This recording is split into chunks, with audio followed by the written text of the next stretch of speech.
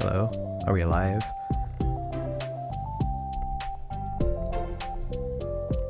I'm very pink looking. I guess because of the wallpaper on this display. That's alright. Hello everybody. Sorry, mic was a bit quiet. Thank you, Artemis.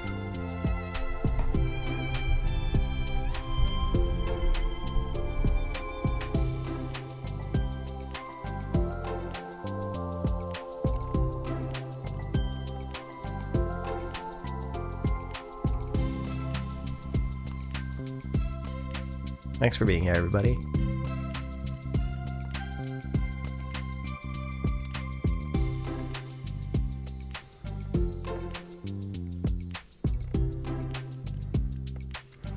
If I'm getting this many viewers, maybe I'll just exclusively play anime dating sims on this channel from now on. No more speedruns.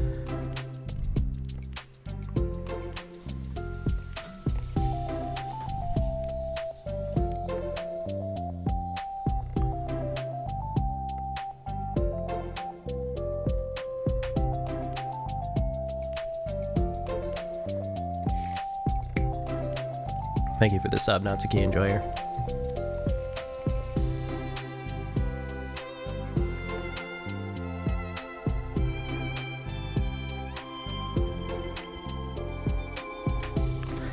This is gonna be a pretty chill stream.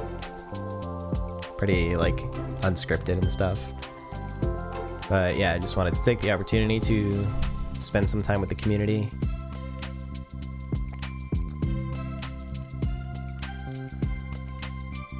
Because, yeah,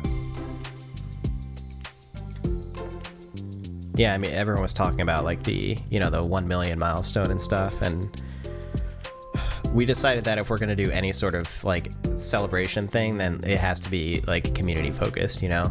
Like, some kind of, like, promotion or giveaway or sale or things like that. Those were out of the question. I wanted to do something community focused, and so that's where we are.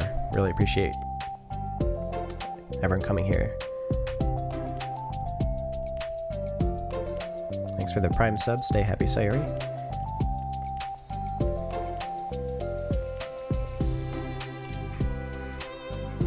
And thank you, Petman. Last time I played the side stories as a launch, so I'm excited to get a refresh with your insights to development. Yeah, I probably haven't... It's probably been a while since I've read them as well.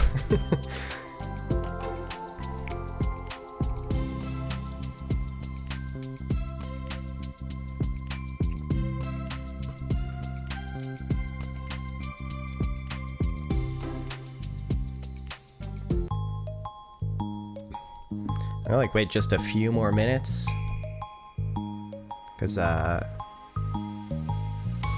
sure some people are gonna be coming in a bit late.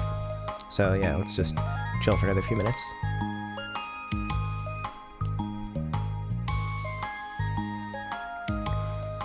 My favorite song from the soundtrack, I don't think I could really pick. There are like a few that I really like a lot.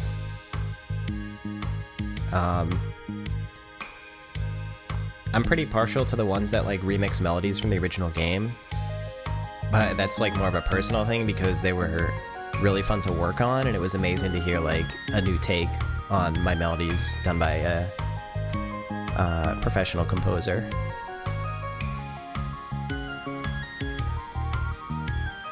Thanks for the 3 months waffle fries. And thank you, Tyler, for the community gift sub.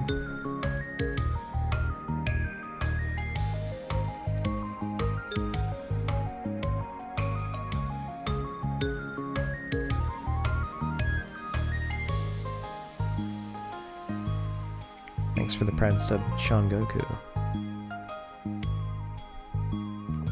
Favorite side story? I wouldn't be able to pick a favorite side story. My favorite one is typically like whichever one I'm reading at a given time. Wow, thanks for the 1500 bits. This game defined who I am today, and I don't know who I would be without it. Thank you from all my heart for creating this. That's a very nice thing to say. I really appreciate it.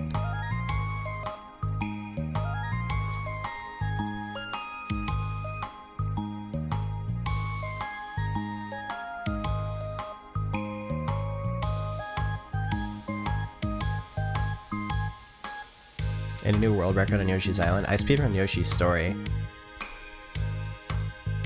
That's how you know someone doesn't watch my Yoshi's Story streams. I'm just kidding. I appreciate your interest. Well, thank you for the 5 gift subs. That's really generous.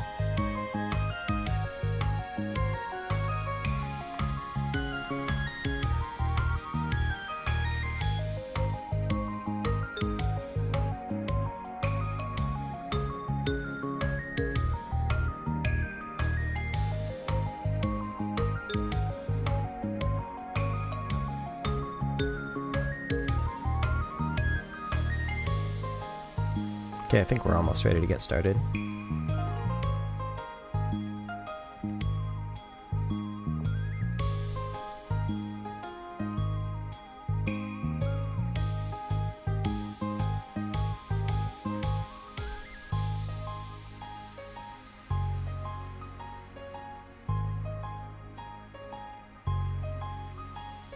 Do I like any other N64 games? Yeah. I grew up with N64, played a lot of great games on it. So the music loop is getting messed up.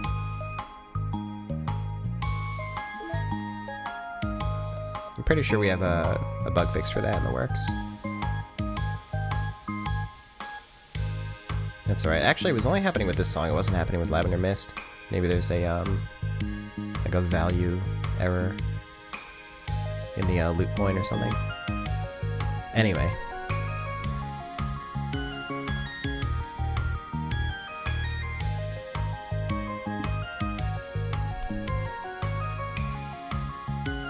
Wow, thank you for the 5,000 bits. Congrats again on the huge milestone. I hope you and the team are really proud of what you've done. DDLC has changed the course of my life for the better in ways I could never have imagined when it was first introduced to me years ago. And yet, here we are.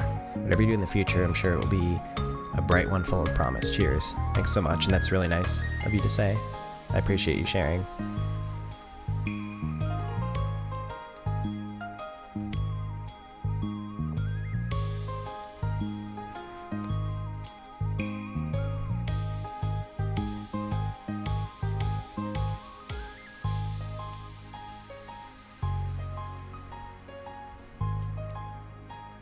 Thank you, Spooky JPEG.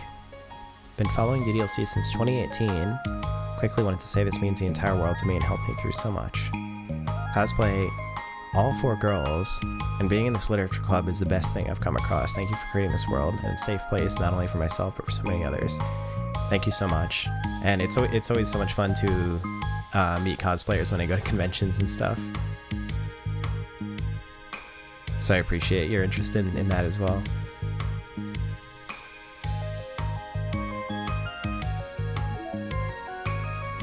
Okay, it's gonna be hard to like get through these side stories and like continue like replying to everyone's messages and stuff. I'm like not, I don't have those streamer skills of like that sort of multitasking, but we're gonna try. I'm not gonna like narrate the side stories or anything like that, so that'll make it a little bit easier, but yeah, I think we can go ahead and get started.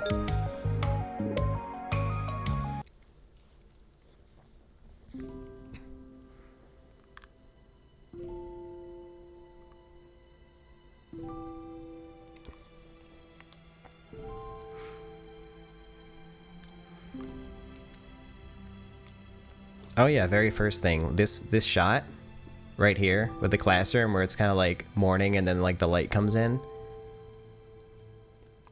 We had that had that render of the club room with different lighting since like the original game, and I think that was actually like an early render before I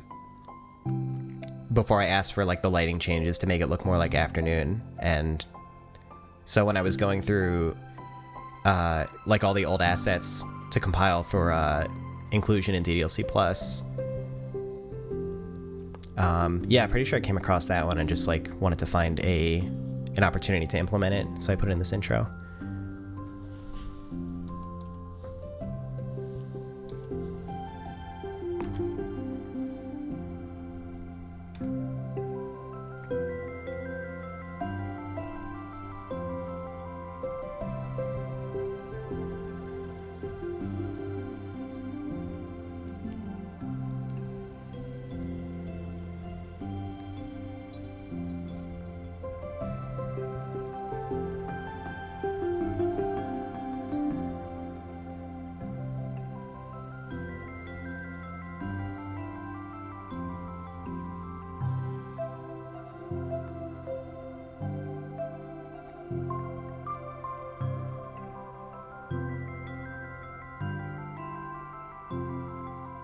I think I missed a couple of notifications here as well while I was setting up the game. Yeah, thank you for the sub, Mr. Crazy Jake.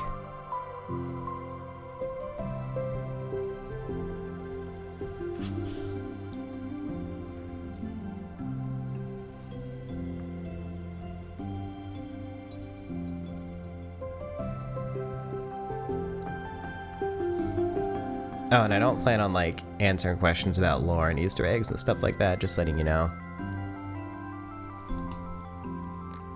And, it'd probably be best to, like, keep things relatively spoiler-free. I'm sure there's people in chat who haven't played DDLC Plus yet, or maybe even the original game, I don't know.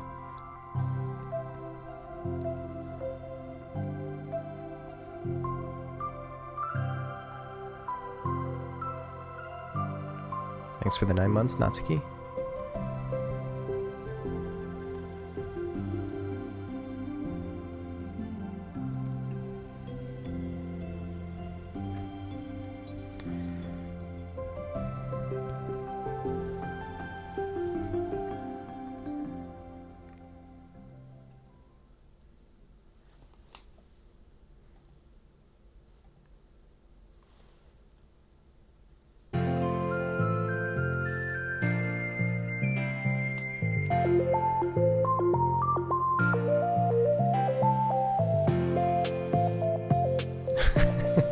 So many people are hyped for Sayori.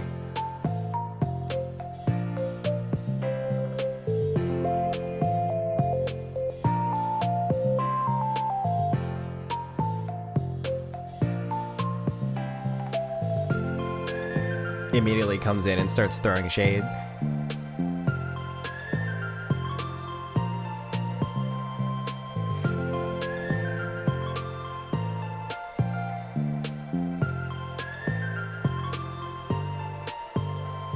Thanks for the Prime sub, Board Lee. Yeah, it was so much fun, like, giving the characters more casual interactions in general. I think that I would sometimes find myself surprised, like, what the characters did when I was writing them. Like, I had a general outline for each side story, of course, like the major points and the focus of each chapter, but, like, just in writing the characters' dialogue with each other, I would sometimes, like, as I'm just writing it out and the ways that the characters naturally respond, sometimes it ends up, like, taking a slightly different direction, and then I take that into account. It felt, like, really natural.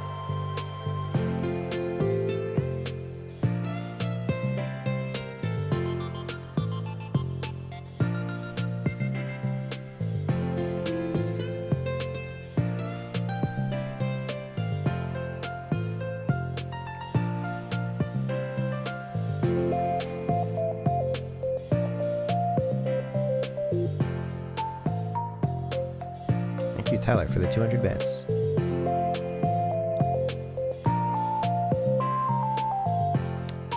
You are definitely, if there's something you want me to check out like art, then feel free to send me an email. And I try to reply to most of the fan emails that I get, so that's a pretty good way to reach me.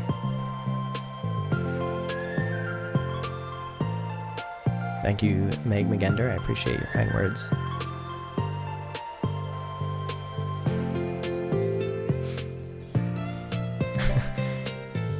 Sayori, like, misreads the situation so much.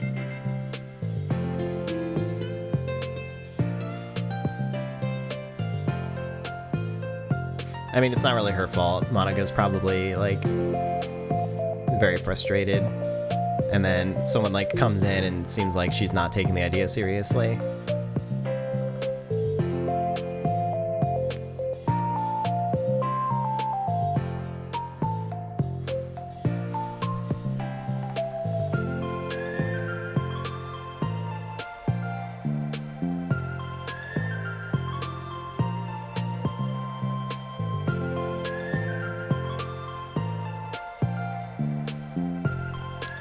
Thank you, AfroZero, for the 18 months.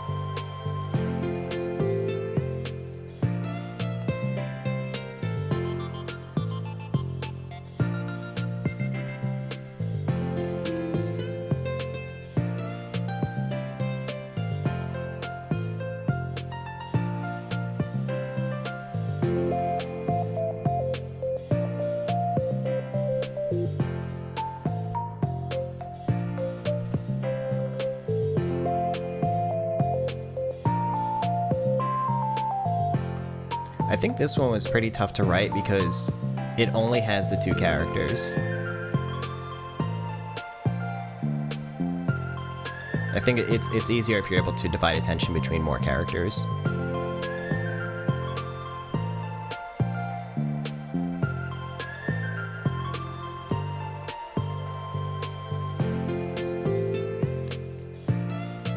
And then I think another thing that was a little strange and interesting is writing the characters meeting each other for the first time in like a way that feels natural. I think that was pretty tough too. And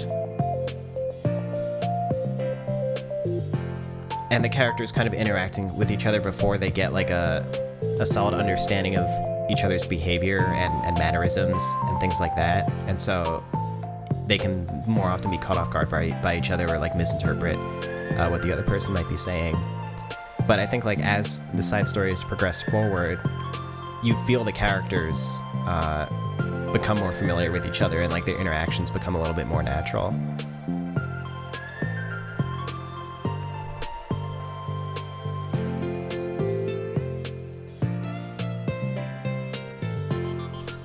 Oh, I could turn the music down if it's a bit too loud. This song is actually quite a bit louder than the previous one. I think I kind of balanced. Yeah, it is a bit loud, actually. That should be a bit better, right? Oh, other people are saying it's fine. Well, I'll put it, like, in the middle.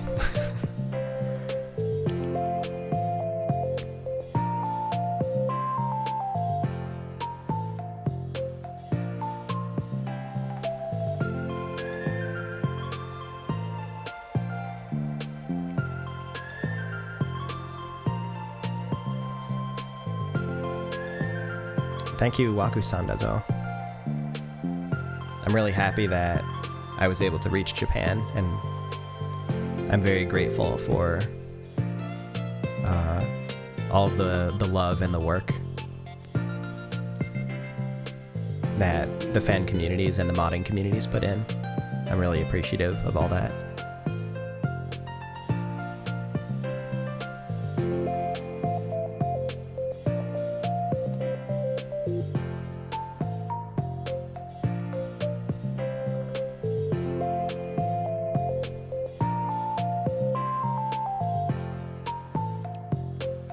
Saira is so straightforward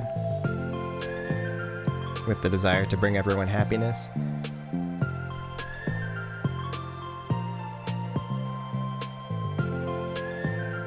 Oh, she comes in with the assertive friendship as well.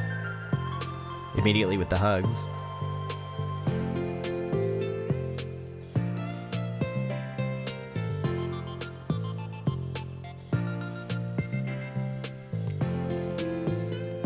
Hug energy. Thanks for the 2 months, Froginator.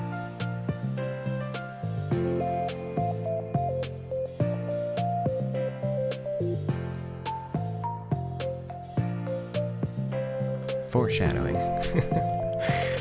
And spoilers.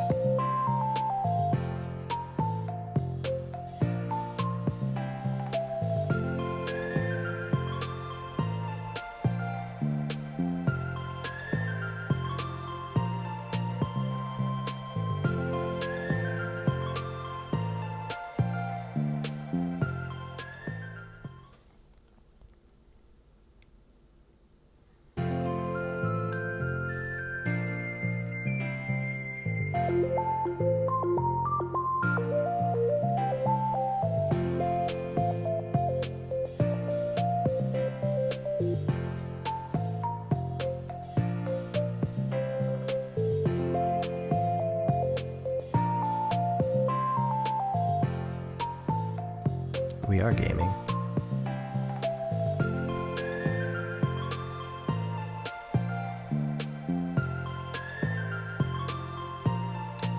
Thanks for the 500 bits and Stu.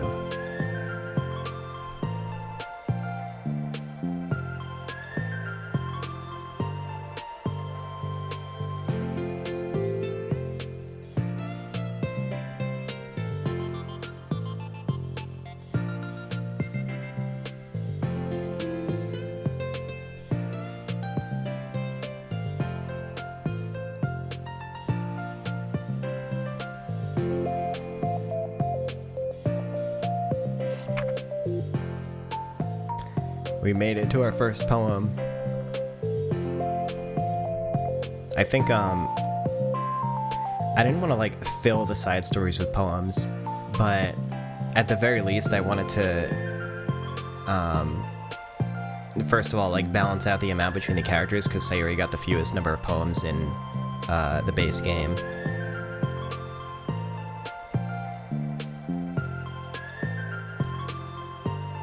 So she got a couple here,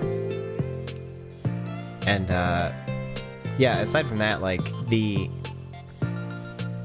I just wanted to wait for the right opportunities for them. Like it was I wanted to make sure that their inclusion wasn't really forced, and I thought this was a cute way to like introduce like poetry to the literature club as a whole, because Sayori's already into it and she's interested in like bringing it to the club. And Monica doesn't even necessarily have poetry in mind as like a strong focus of the club yet.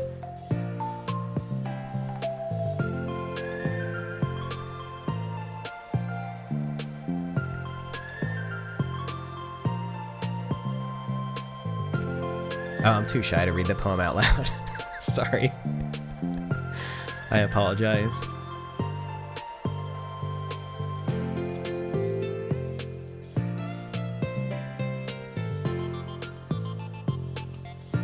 I didn't write it, Sayori wrote it.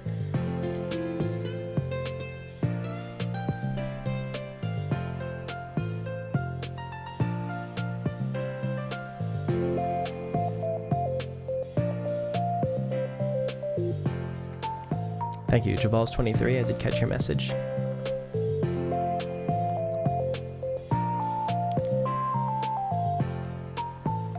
Did K-On! Inspire this game at all? I mean, inspiration was pulled from many different sources. One particular thing that I always liked about K-On! Was that it really felt like the character interactions were very natural.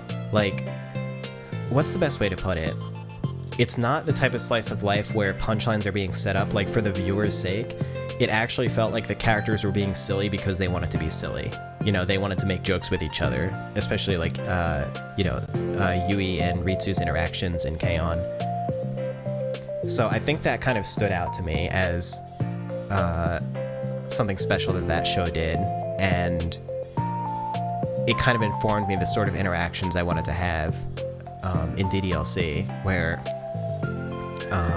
characters like Sayori and Natsuki are like, they are silly characters and they like being silly kind of with each other and with the rest of the club in a way that is like funny to the reader, but they're just doing it because that's their personality.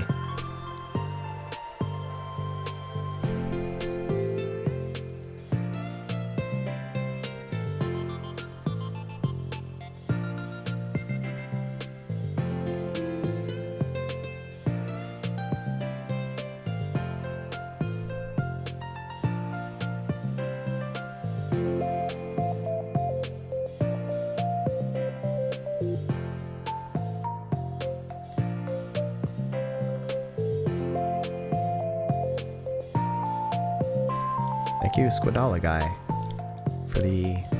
Hold on, that wasn't in... It's in like a different tab for the $5. Yeah, I'm gonna try to do the side stories in order. We're not gonna get through all of them, but I'll definitely get through a few.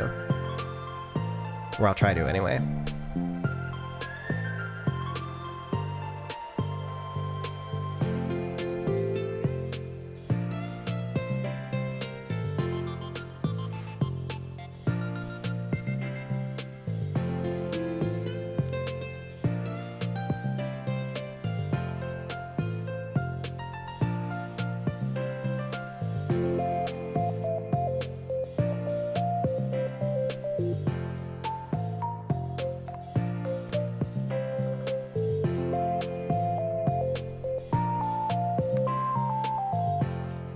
Monica being super relatable here.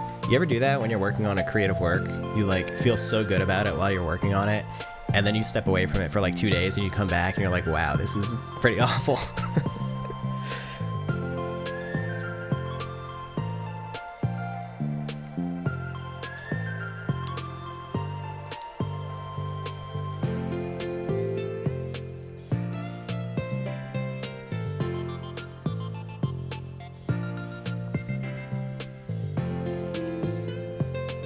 thanks for the 100 bits, God of Gamers 22. I'm doing pretty well.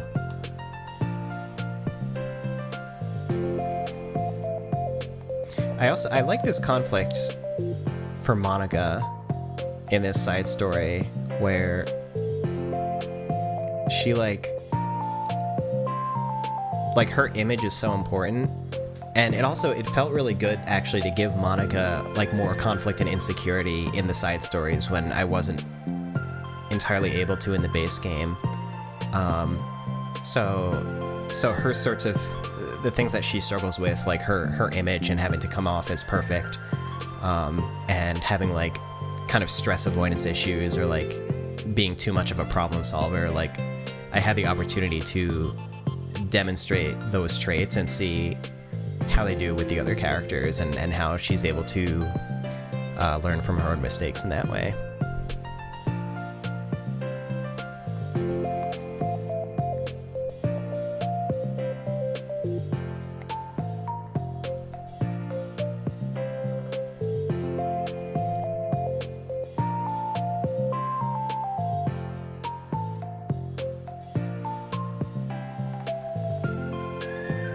It's like Monica just doesn't want to express any kind of vulnerability.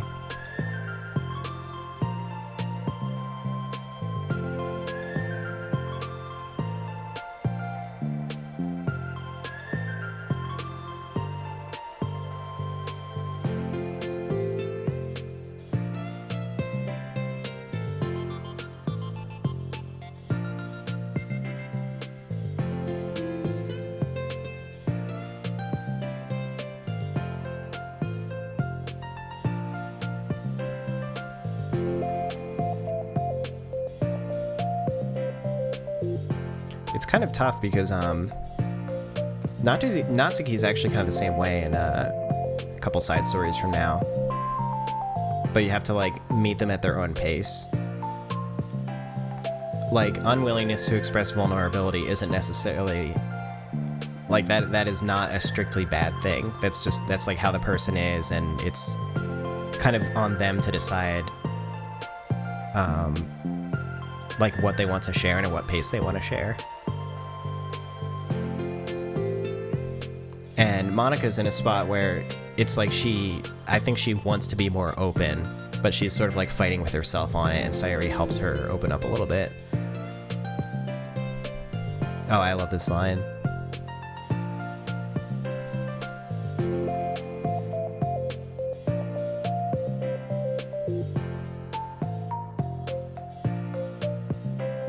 Sayori is deceivingly clever.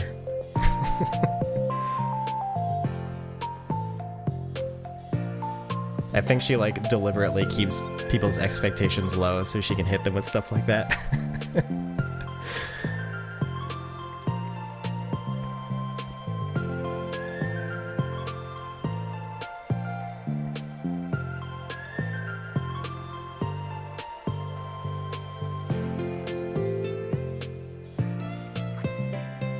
Sayori also definitely has the right idea for getting people in the club.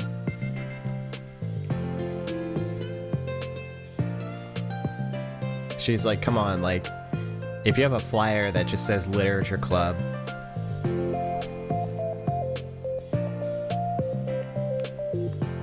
like, that's not necessarily going to draw that much interest, but if you entice them,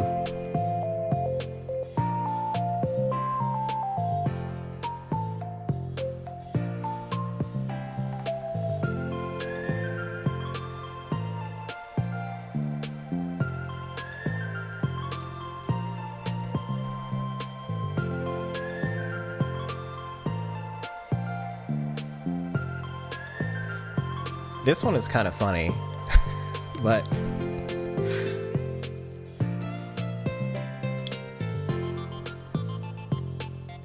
ironically, it ends up working out for them. Yeah.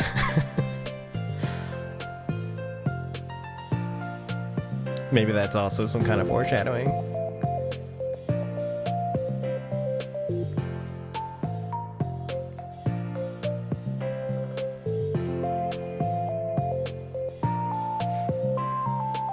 But I feel kind of bad that Monica's like shooting down all her ideas.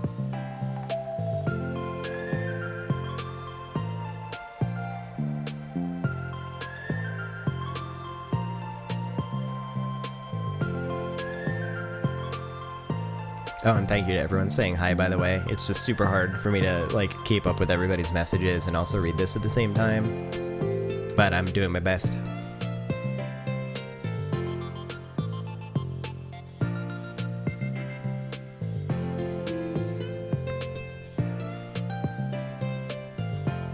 I'm useful.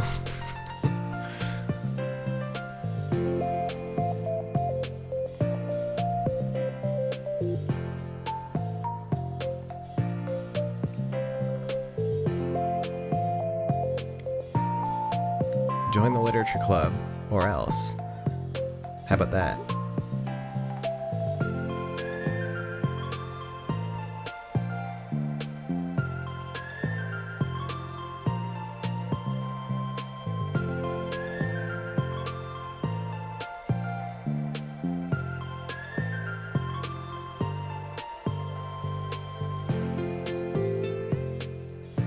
Pretend you're a normal person for a second.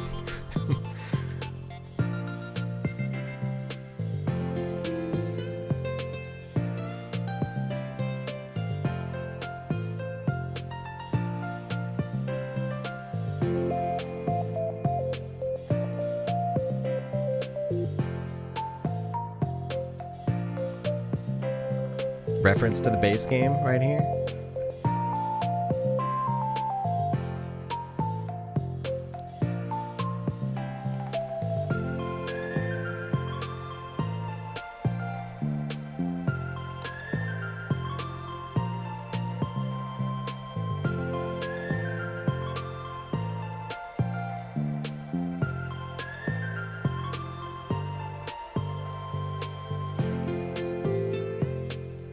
I forgot a bunch of these lines too.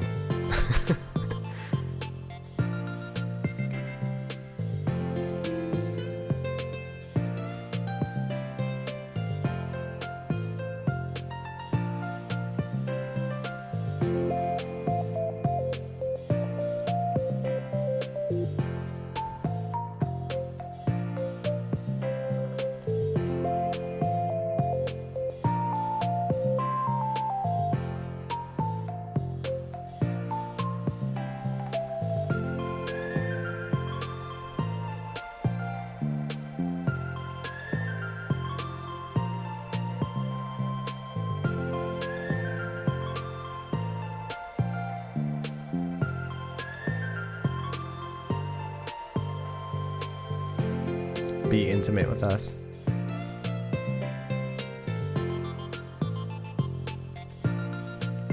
Thank you for the sub, soul.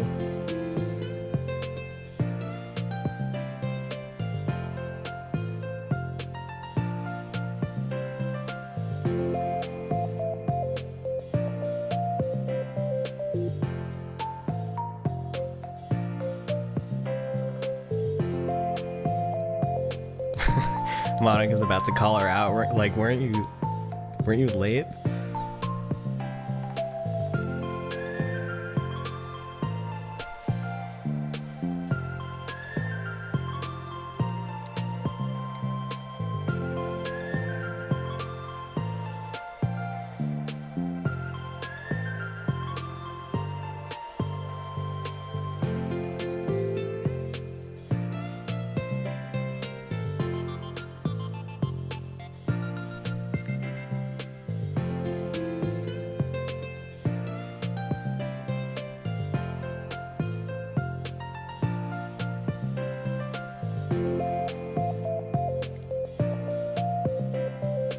She said the line. She said it.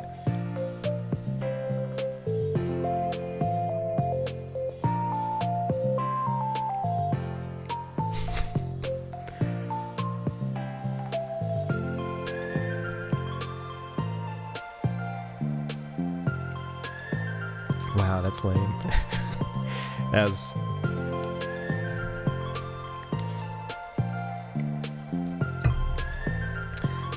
it's because she's still struggling to like be like emotionally expressive.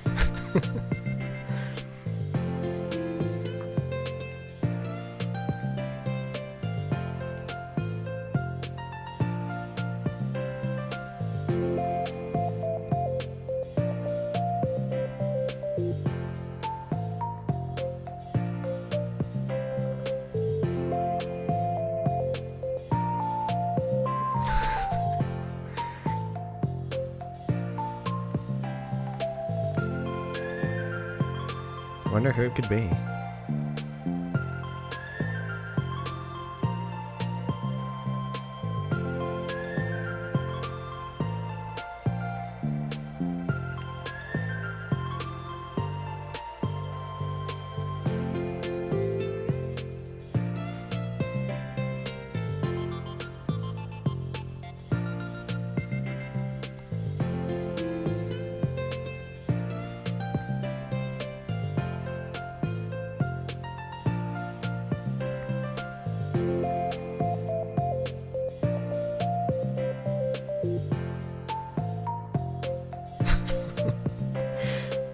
Monica's being pretty real.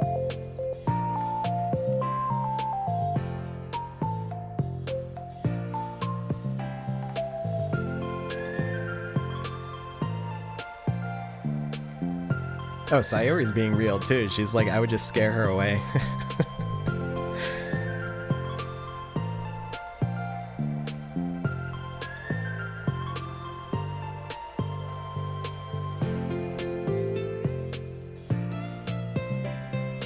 Thank you, Ryan Hunter.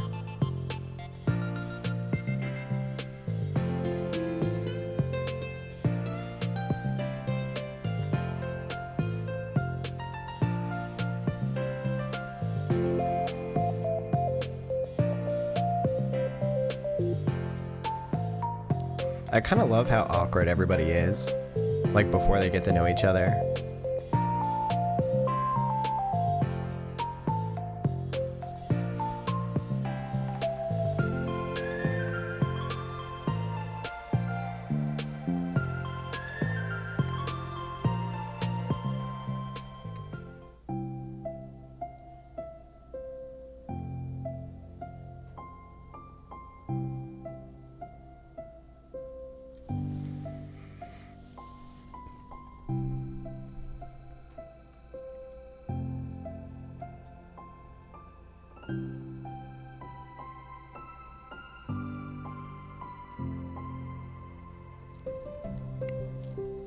Yeah, a lot of relationships definitely start off awkward. Because you gotta, like, feel each other out in a sense. You have, like, your own, like, identity and mannerisms that... It depends on the context, I would say. Depends on the context at which you're meeting somebody, you know? Like, if you're, like, at, I don't know, an anime convention where, like, everyone's... like already being cringe, then you feel pretty comfortable just spilling it all out, you know? But in other situations, you like, yeah, sometimes you want to like get a feel for, I don't know, how silly you can be, or like figure out the type of energy that you want to meet with the other person.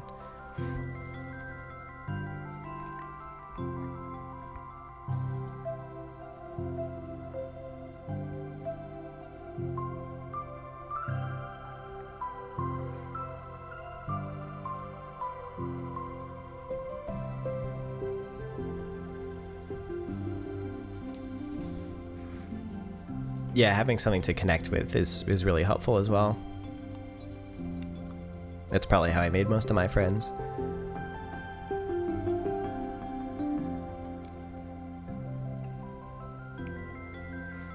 Oh, and that's kind of the focus of Sayori and Natsuki's side story. Is like Sayori comes on too strongly and doesn't like understand kind of Natsuki's needs in this new friendship, and like, yeah, what Natsuki needs to start feeling more comfortable and like opening up.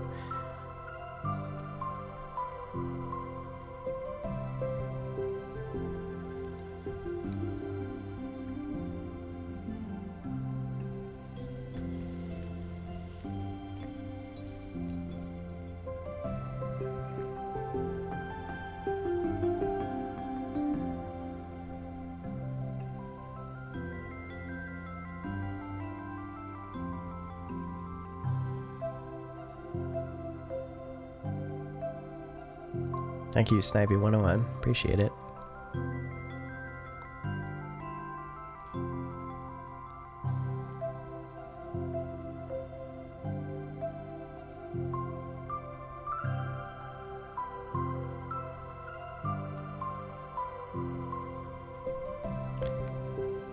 Now Sayori's like, okay, I don't recommend within 2 days of meeting somebody trying to tell them something about their own personality. It works in this context of the fictional side stories, but yeah, probably not the best move. This is fine. This is fine. Like, you ask them a question about...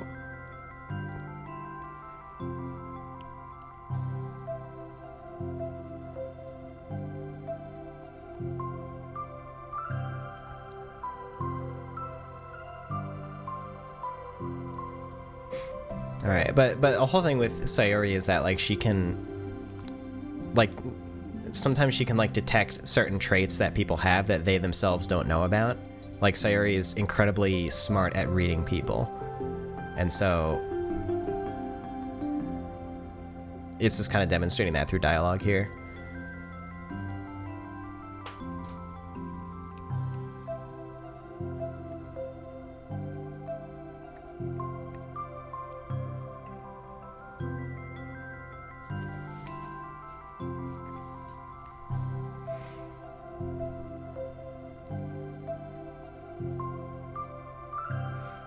And then Sayori taps on the paper.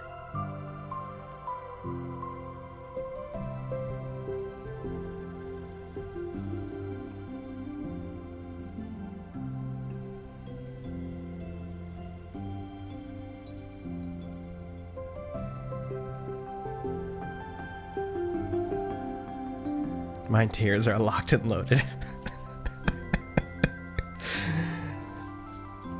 Oh, man.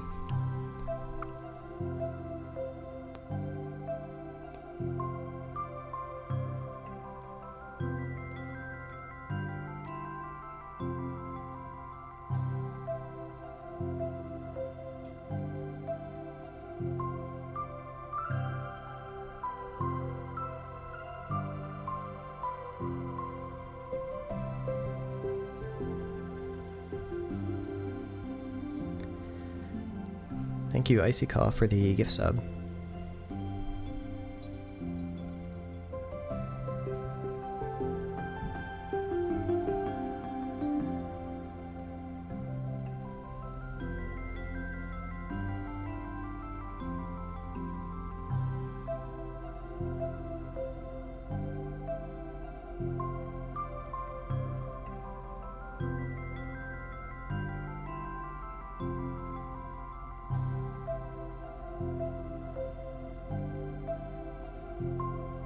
Yeah, there's an epilogue side story as well.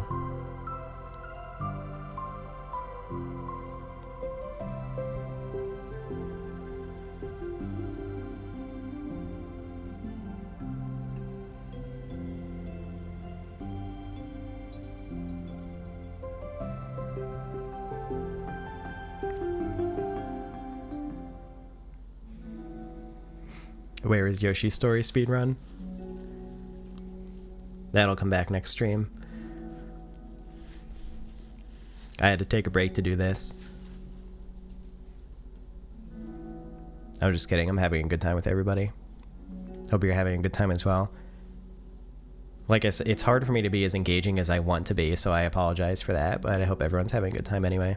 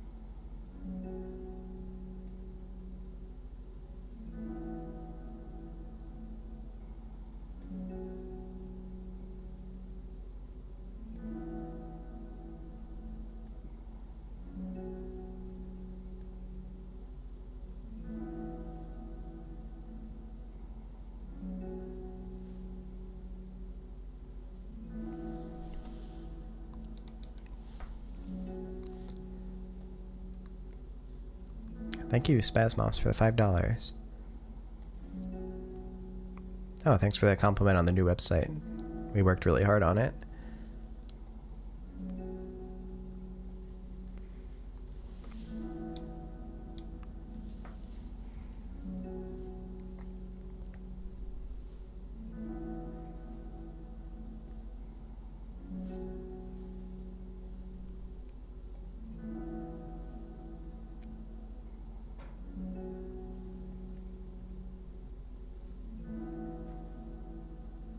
All right, get your Bible thumbs ready.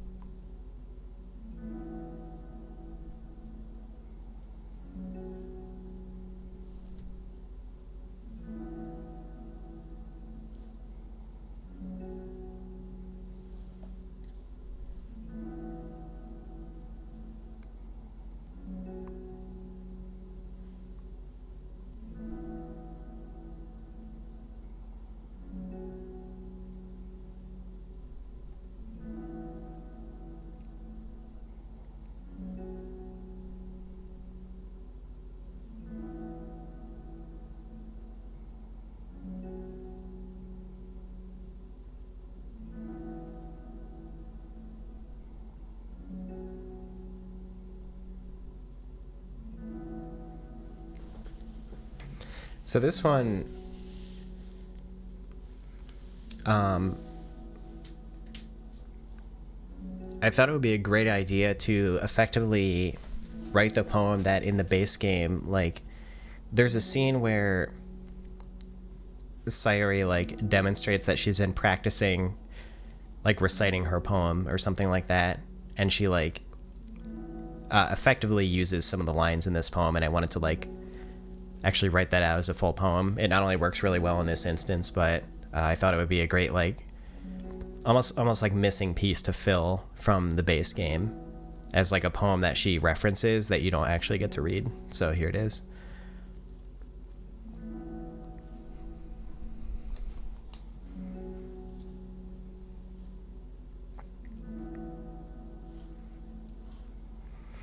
Is this my first time playing DDLC Plus? Yeah, I've never played this before in my life.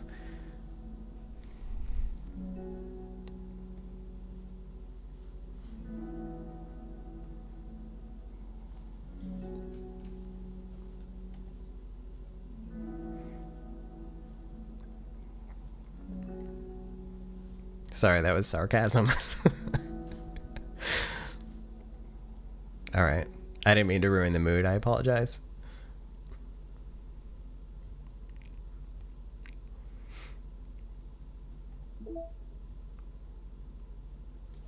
Yeah. Now Monica's in a tough position because she's like not supposed to know about this. So it's like, what do you do? Do you like try to keep it a secret? Or do you try to like subtly make decisions based on it?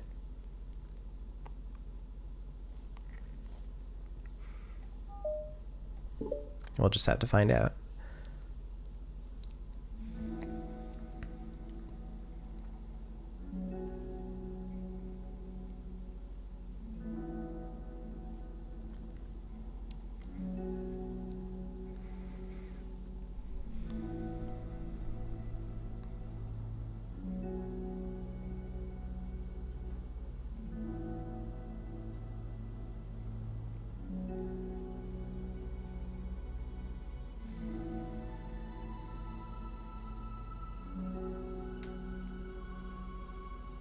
Oh, the music's coming in. This music track is like separated into I think like 4 separate parts where depending on like the progression of the mood, we're able to like use different loops of the song in order to reflect what's currently going on.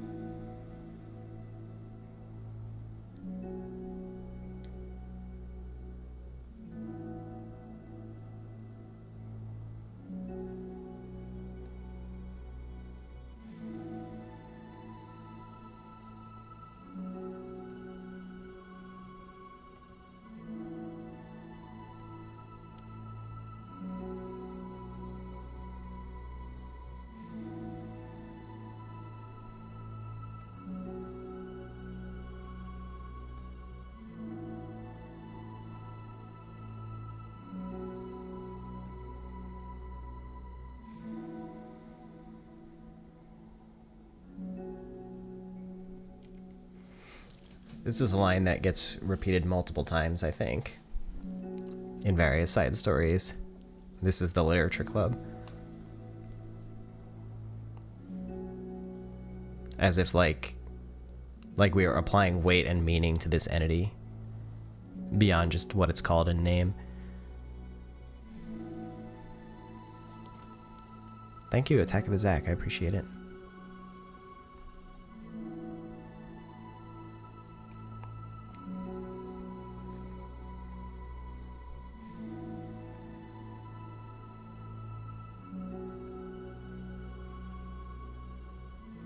Or whatever.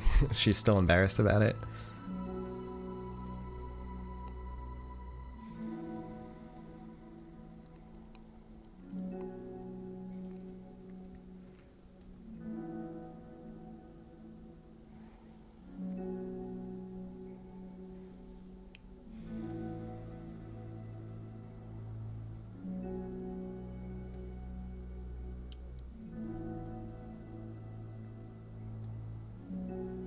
Monica handles this so well, I think.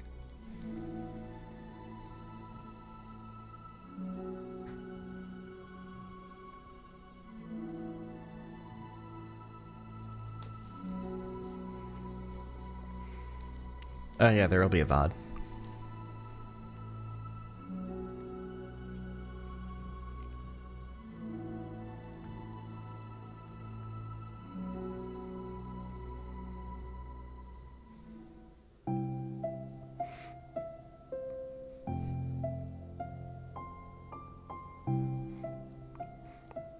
What a baller move from Monica.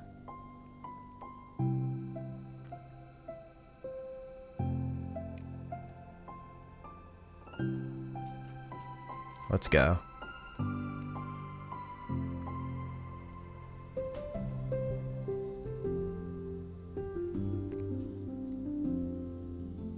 Thank you, Kamui Aoi. Appreciate your kind words.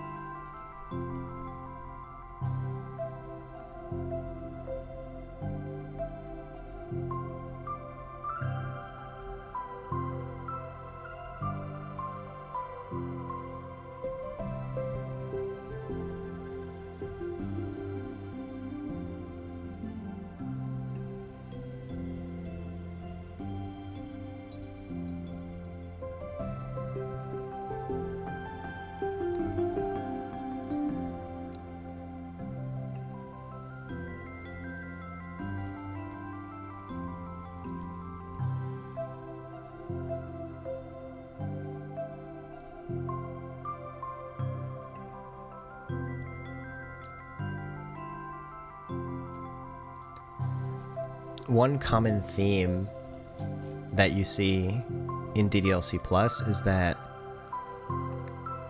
it feels as though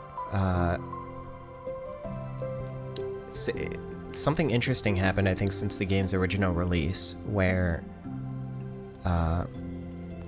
they very much did not have the room in the original game to be more than like you know these tropey one-dimensional anime characters.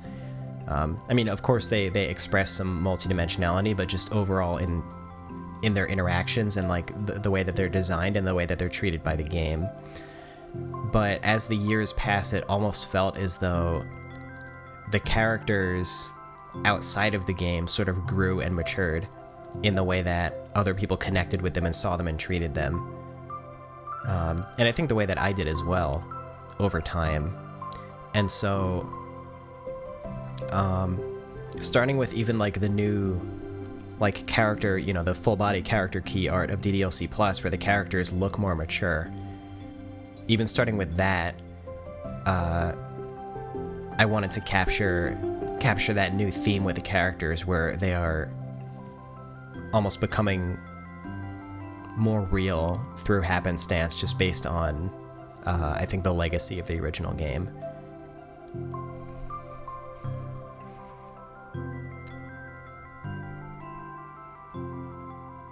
And the side stories capitalize that on well by allowing the characters to be more real in a real environment.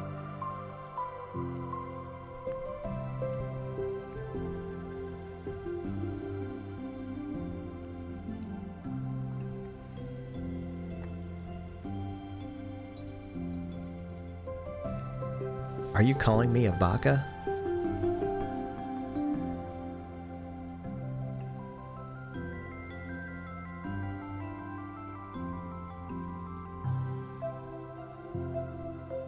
Thank you, Autumn Nod.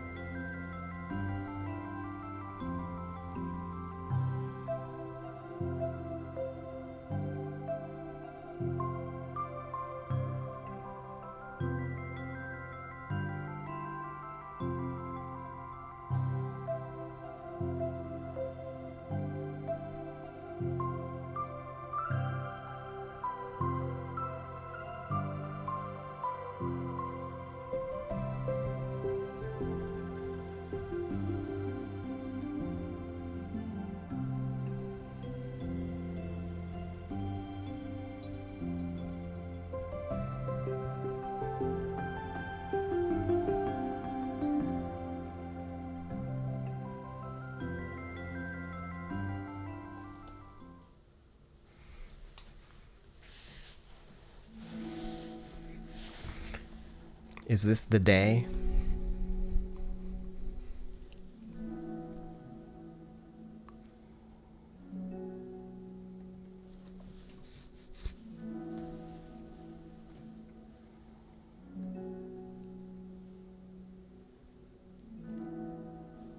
Thank you, Natsuki Pog, for the Prime sub.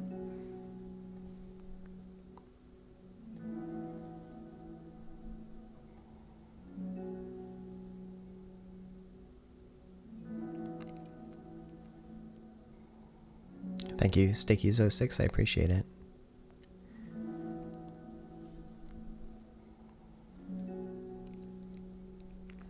Oh, now they explain the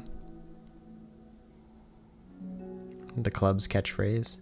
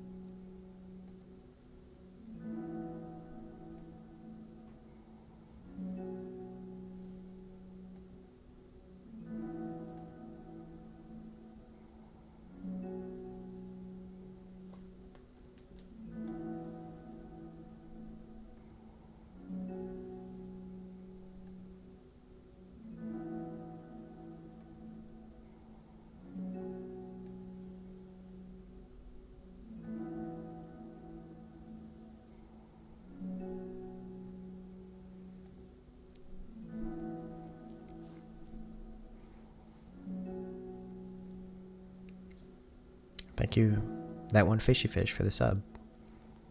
This was a reference to Your Reality.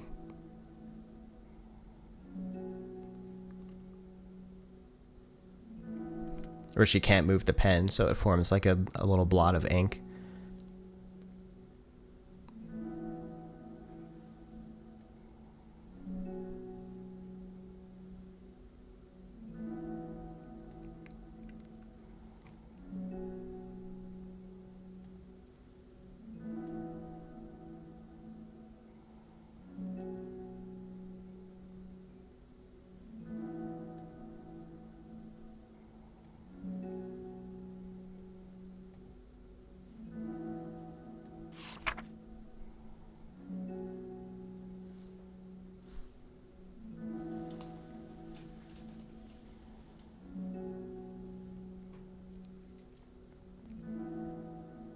Thank you, Lackwheel, for the 6 months.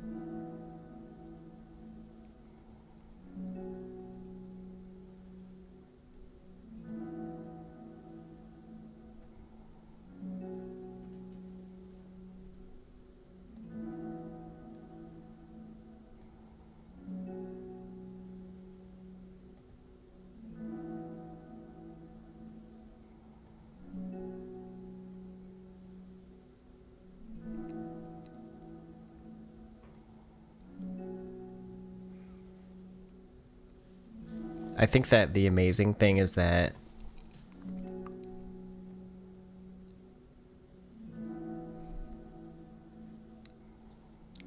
Sayuri does this in part because Monica needs it, I think. It's like that is what allowed Sayuri to get the courage.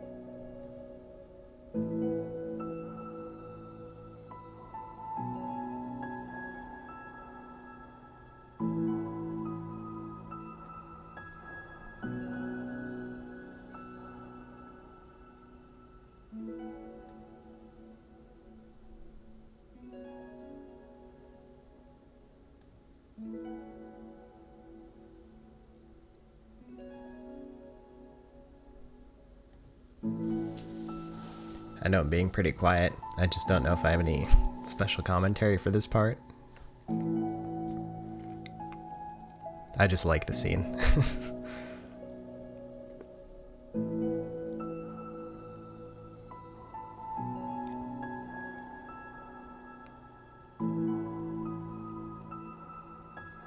Like, I'm happy with the way I was able to connect the two in this way, I think.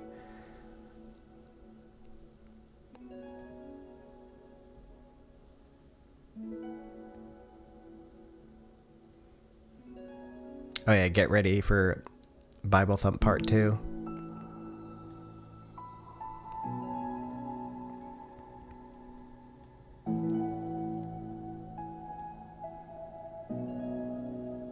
There's the hug energy.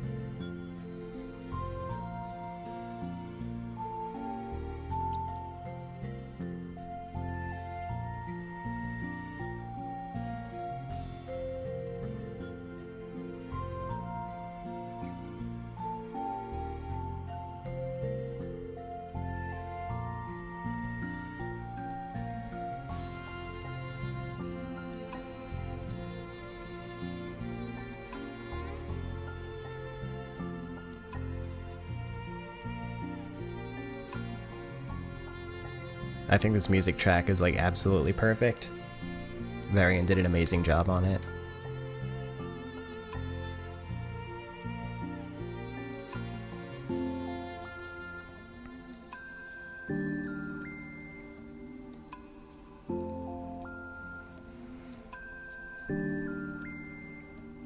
And thank you everybody for sharing your kind words.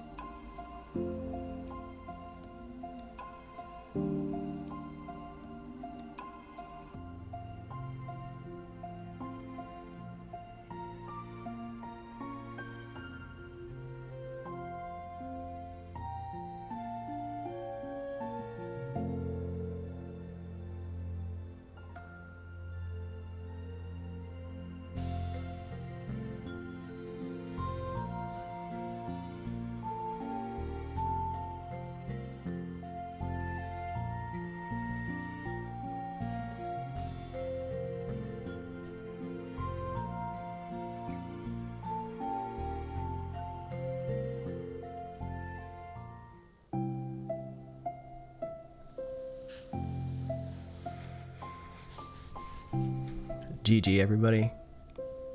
We made it.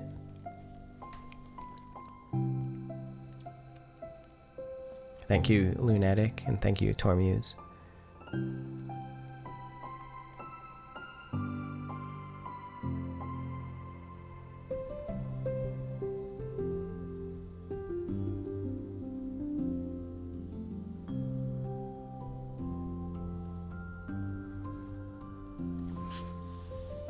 All right, let's get some more characters in this club room.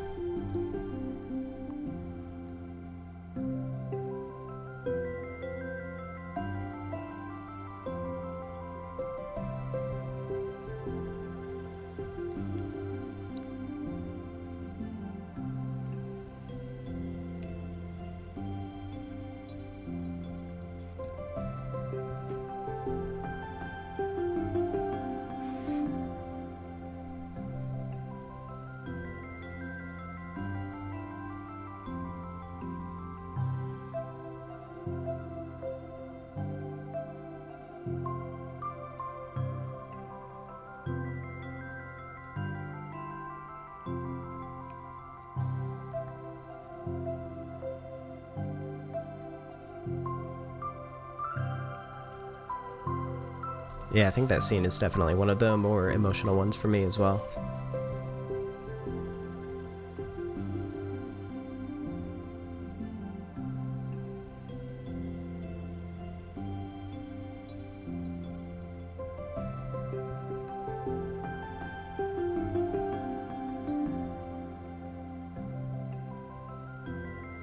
Who could it be?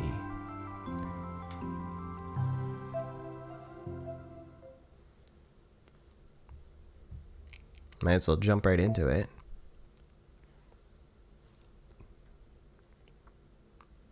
Well, we made it through trust. Let's see. It would be cool if we got to the end of respect, but we'll just see. We'll just keep an eye on time and see how things go. Not sure exactly how long I'll be streaming yet, but yeah, we might be able to pick up the pace a little bit with the next couple. We'll see how it goes.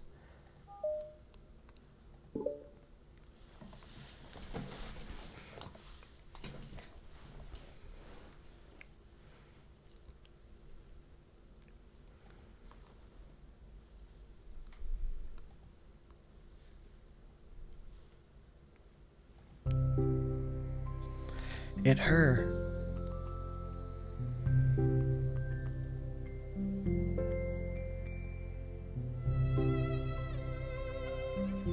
Ellipses all around the room.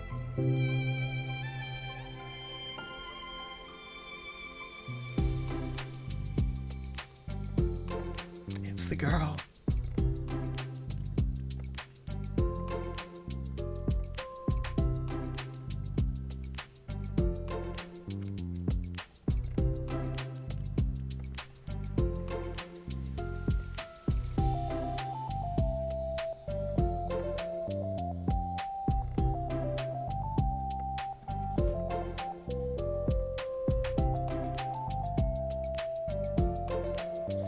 And I love this song as well.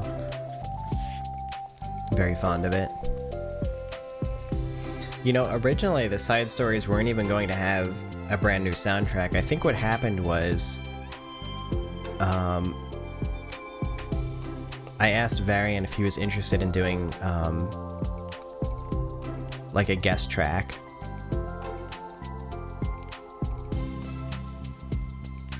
I think that's what it was. I asked him to do a remix, I think. So he did. And I was like blown away by how amazing it was. And like just by hearing that, and that song was Stories of Friendship in Literature. It's the one like during the credits and the game's trailer and stuff. But like in hearing that song, the overall like I guess creative vision for the general aesthetic of the game and the side stories and all that actually like started to come together just in hearing that song. Like I thought it was so amazing, and I was like, man, this is making me wish I had like a whole new soundtrack. And Varian was like, well, you know, and I was like, no. And then it happened, basically. And like I could not be happier. Like I'm so incredibly happy with the way that it turned out.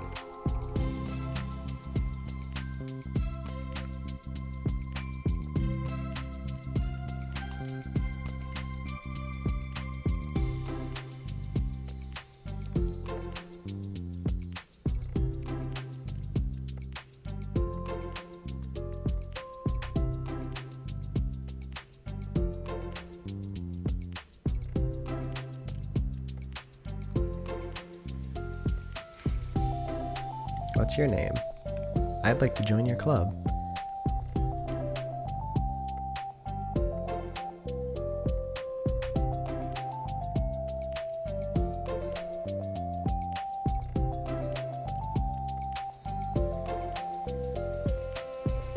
Wasn't Play With Me intended to be Yuri's theme at one point? Yeah, I think like I originally wrote the song with Yuri in mind, but it ended up working out for both Natsuki and Yuri's scenes. But even so, like, it made sense for the side stories to have like separate character-centric themes, so we took the opportunity to do that.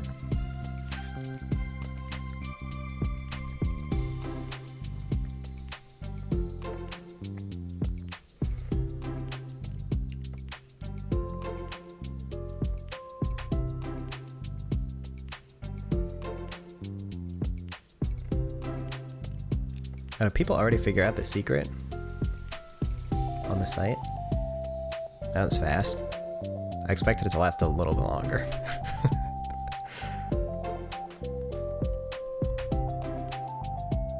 Anyway.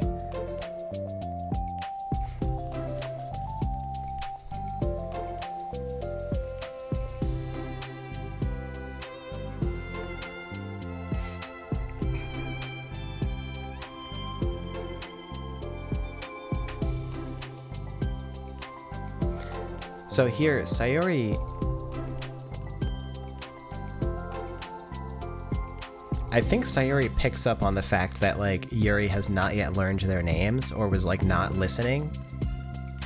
Yeah, I think Sayori picked up on the fact that when Monica, like, introduced themselves, Yuri was not listening because she was so focused on wanting to say that she wants to join the club. And so Sayori, like, repeats their names for Yuri.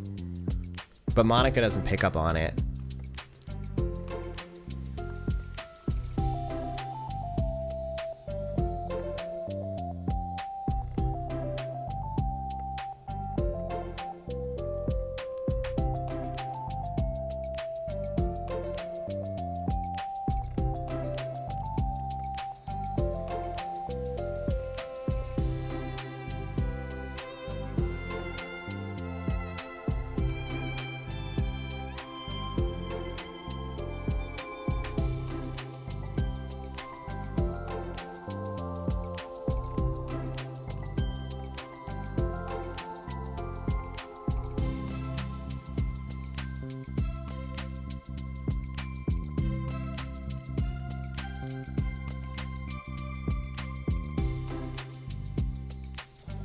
Yeah, and I think Yuri, like, completely misjudges when she enters the literature club. She, like, assumes that it's gonna be, like, full of people who are the same as her, I think.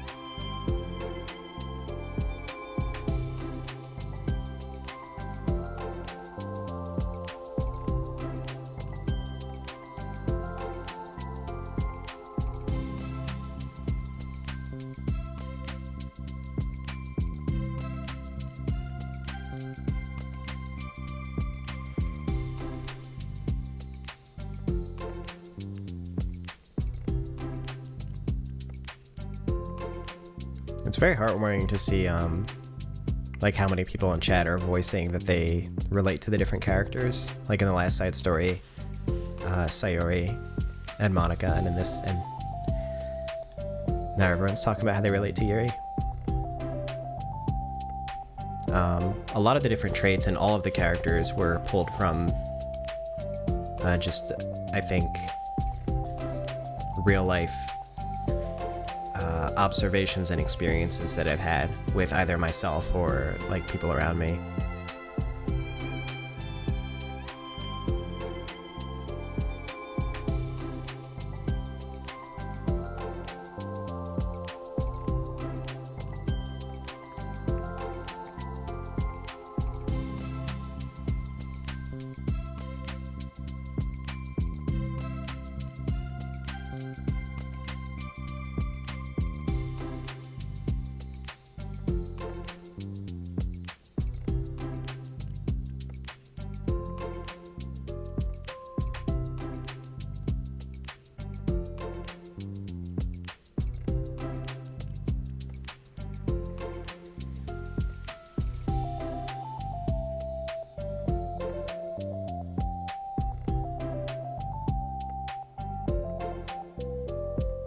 So you're again explaining people's personalities to them.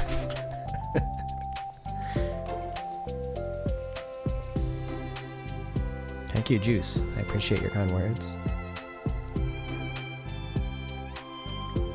I really wanted to, I think that the themes in these side stories are,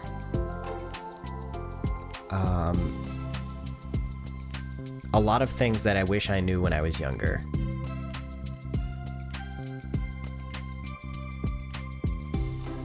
On how to communicate with others.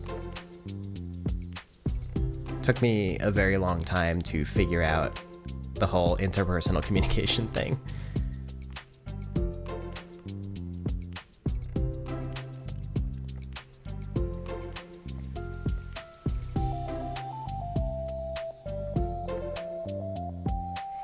And so I think when I look back at my younger self and I feel like I wish there were certain things that I knew, I think I felt the opportunity to have these characters that a lot of people relate to go through these similar experiences, with the possibility that they could help people through real challenges.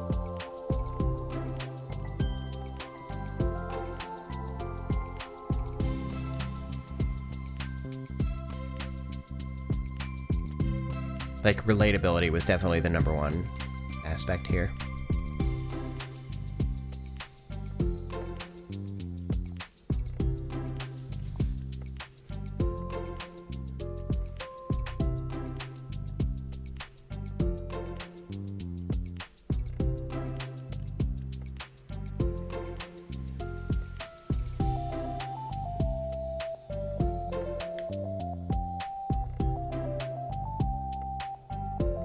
Welcome back, Yuri.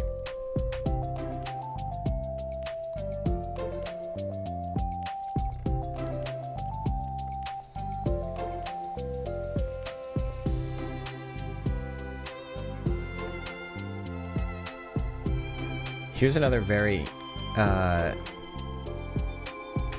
probably not known detail about the side stories, but Yuri very rarely uses expressions where she's looking directly at you. Most of the time she's avoiding eye contact.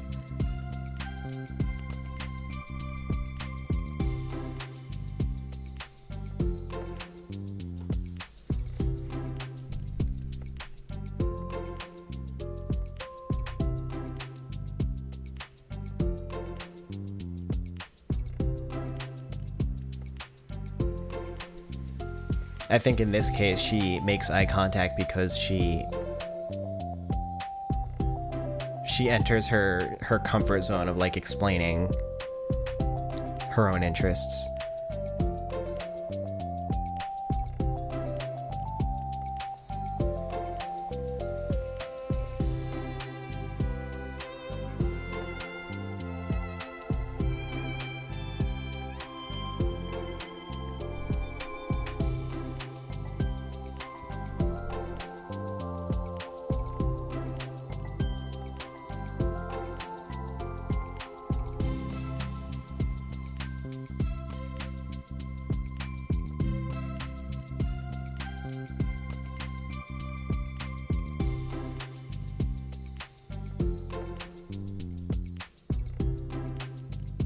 I love how we get the retrospective on that scene where Monica puts the flyer on her desk.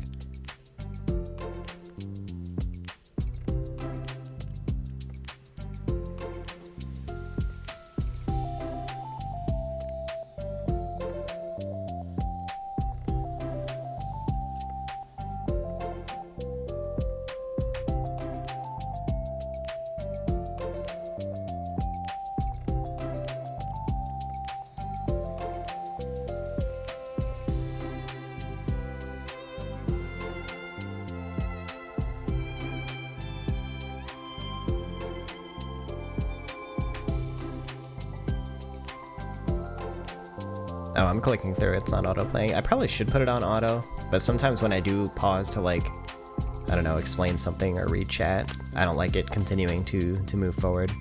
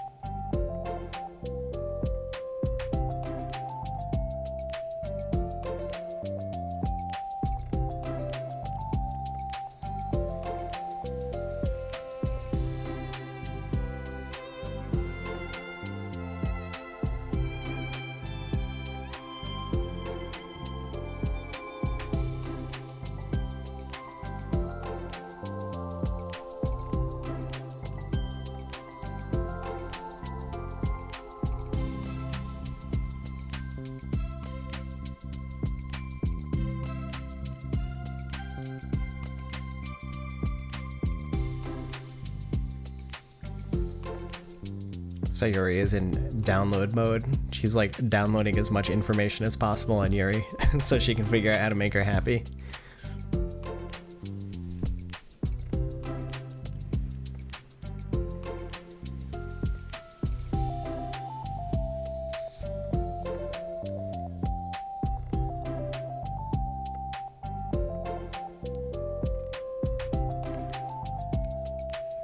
That's a classic in Smash commentary. In competitive Smash, like you get a stock taken off of you, and then the commentators are like, all right, download complete when you start making a comeback because you've like figured out your opponent. I always loved that one.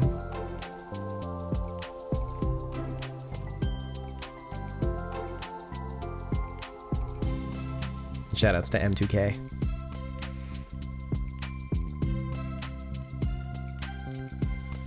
Thank you, Ocean Bravo. Thank you, Figs, for the sub.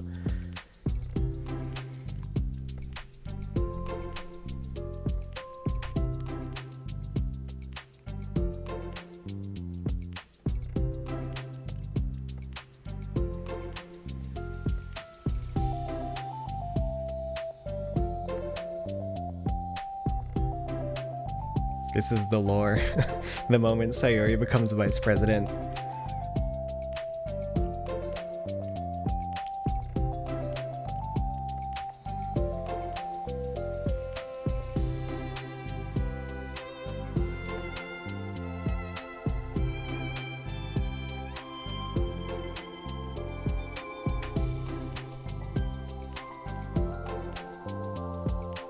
This is... I've definitely been in that situation a lot where it's like I'm like generally a slow speaker and take time to compose my thoughts, but in group settings that does not always work out because a lot of people are talking, and so it can like feel frustrating when I get interrupted. And that was probably just a personal experience I drew from when writing that little piece of silliness, or at the very least like the way that Yuri responds to it, I think is probably inspired by real life experiences.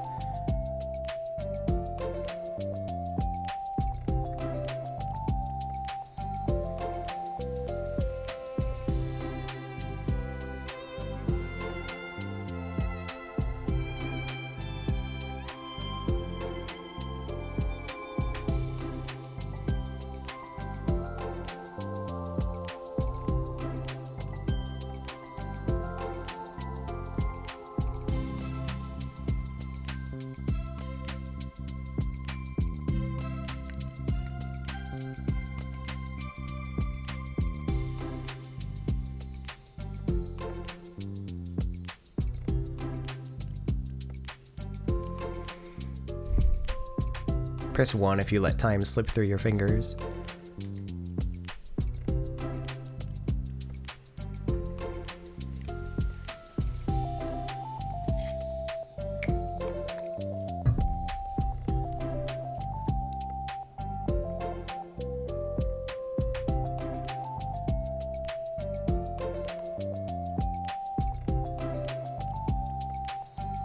That's what's happening on this stream right now. I can't believe we're already almost 2 hours in.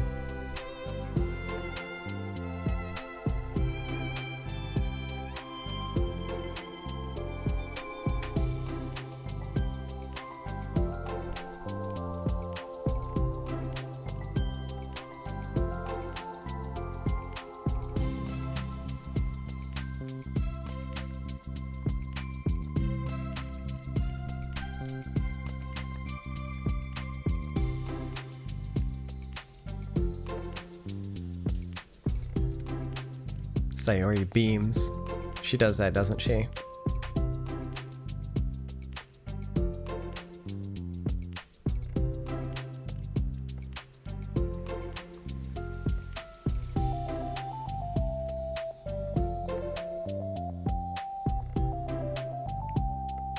You're making me think of that one opening in Carnival Phantasm where Neko Arc Chaos is like, give me a beam.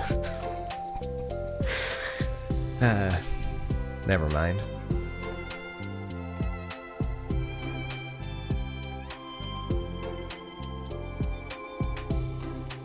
Thank you, Stardust, for the sub.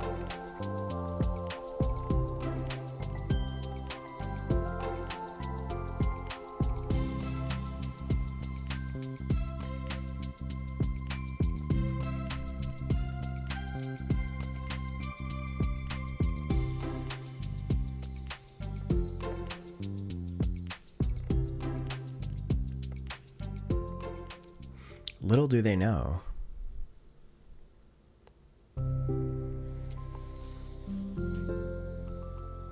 The sadness that awaits them.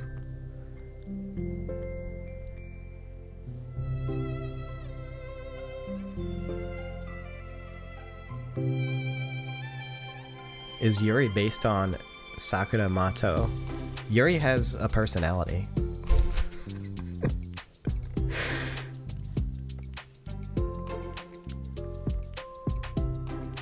I'm just kidding. Don't let me talk trash about anime when there's this many viewers in the stream. It's like not good.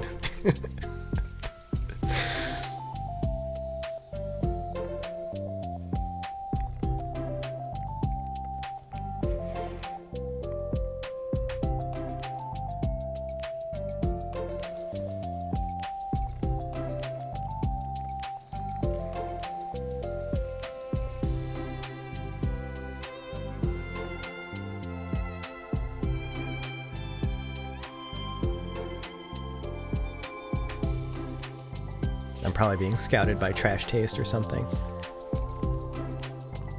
Alright. Can I encourage your friends and teacher to play DDLC Plus? Well, I mean, if they don't know who I am because they haven't played the game, then like, what does that offer? I'm literally just like a random dude. I'm like a random weeb telling them to play a weeb game.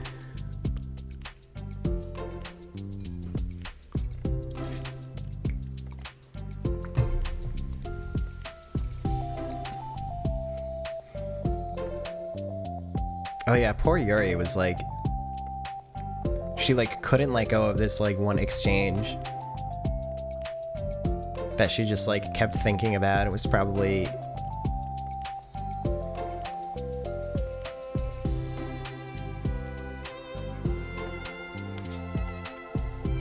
like hated herself for it.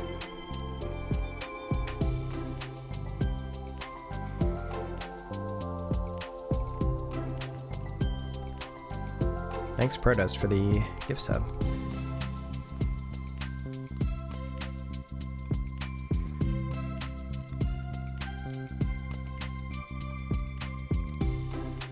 But that's really common. That especially happens, I think, like when there's like a new friendship or you're getting to know someone for the first time that you like really want to connect with more. It's like once you're done meeting and you're like alone, your mind just starts thinking back and like, I mean, this can happen to me anyway. And I think like I also don't have it like as strongly as like a lot of people do, but it does happen to me sometimes where, yeah, you just start like analyzing all the different interactions and like start worrying about like what they thought of like the different things that you said.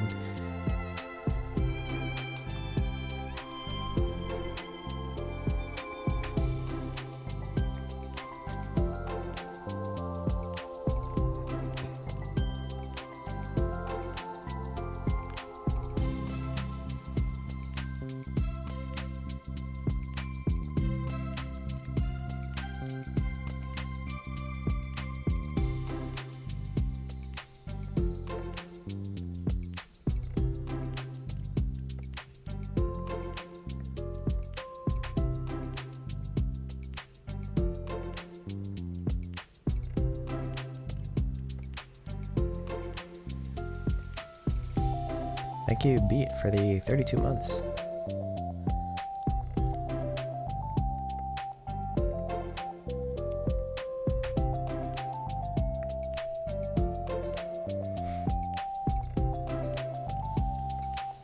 And thank you, Ocean Bravo. Yeah, this will all be saved as like a recording, like a past stream that you'll be able to watch.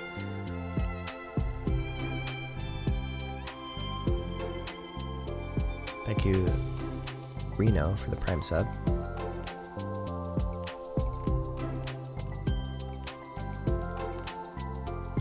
Yeah, I like this side story because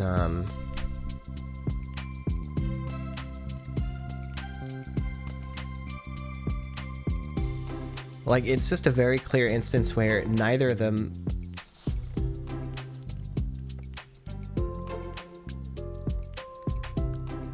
like the conflict doesn't arise from either of them strictly. Like they both want what's best for themselves and for each other, but they just miss the mark on what that is.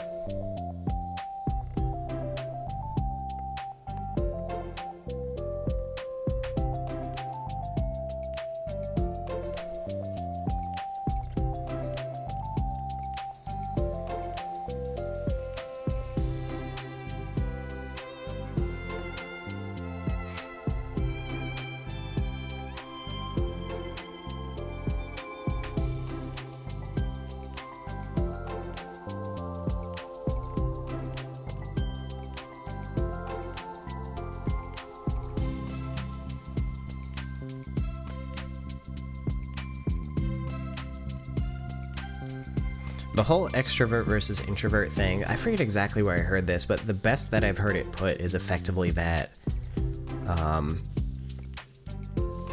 that extrovert tendencies are feeling drained by being alone and recharging when around other people, and introvert tendencies are the opposite, is recharging when alone and feeling drained around other people. But I think overall it's just like even that is going to be an oversimplification, and it's a little more fluid in that, and it can depend on the people, it can depend on the way that you're interacting with each other.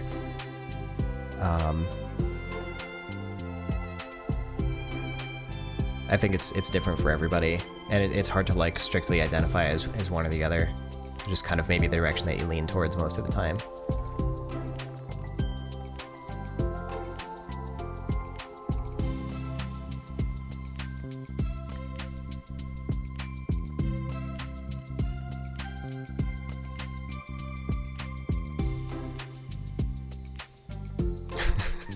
Sayuri like starts to slip, she like tries to slip some sarcasm into there, but Yuri doesn't catch on, which is probably for the better.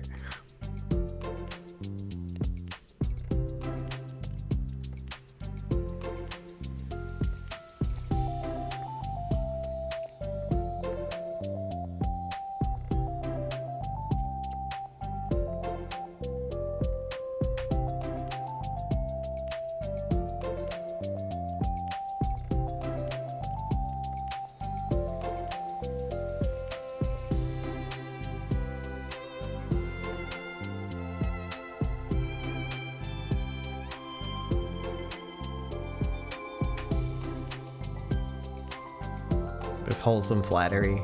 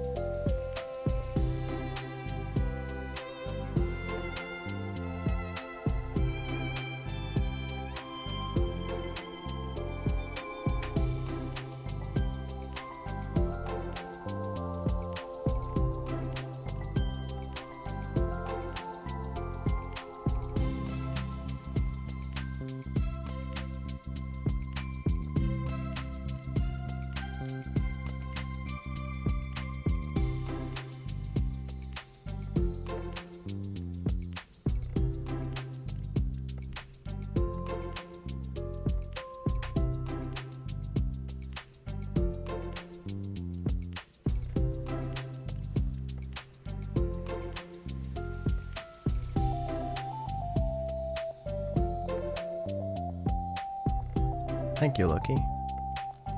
For 1,000 bits, that's a lot.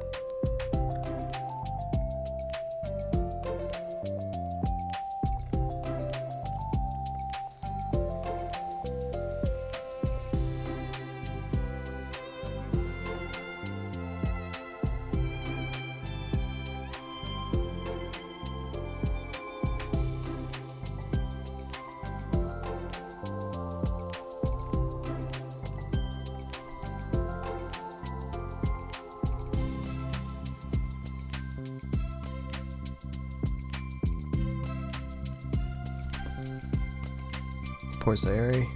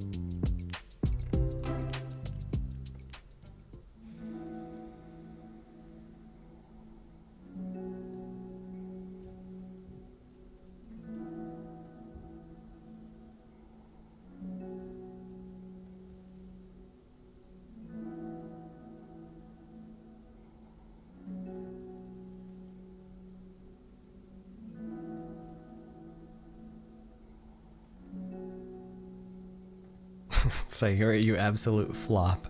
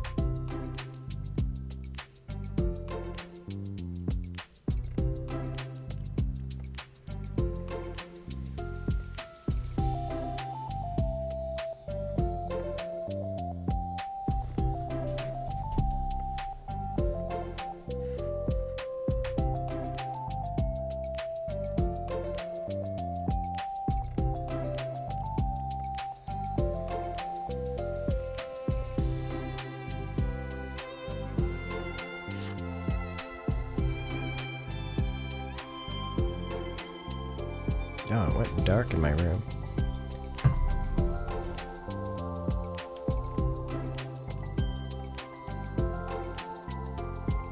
There we go. Spooky mode activated.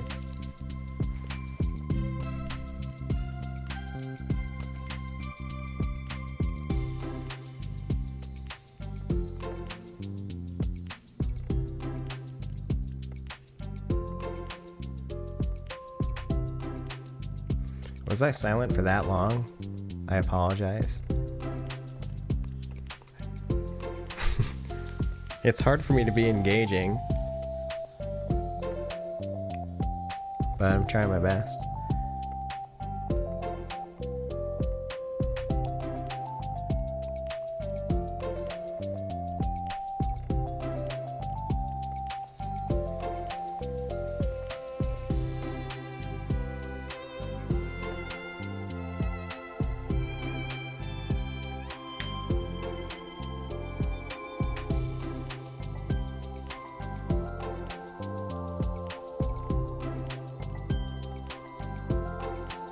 So, how about that weather?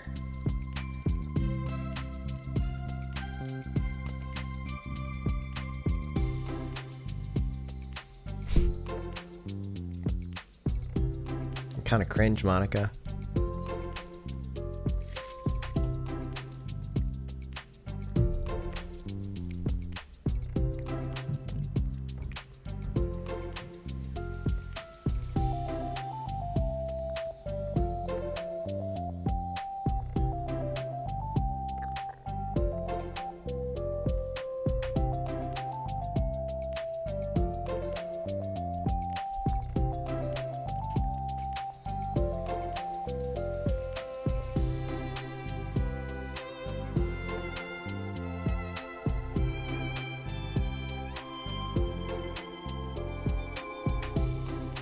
Good self-reflection.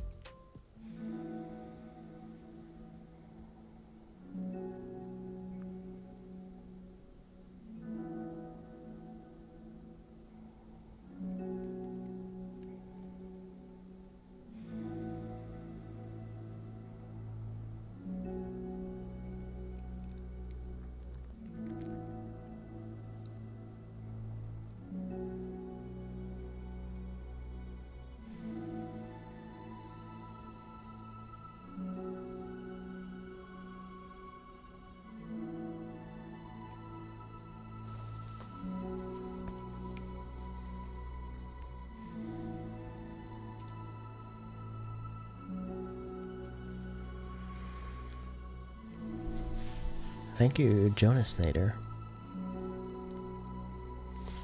Very much appreciate your kind words.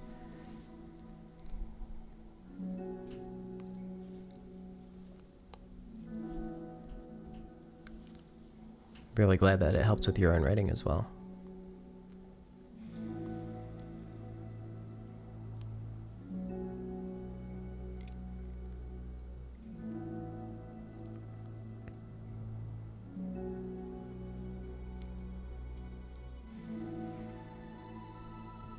Monica and Sayuri both pick up on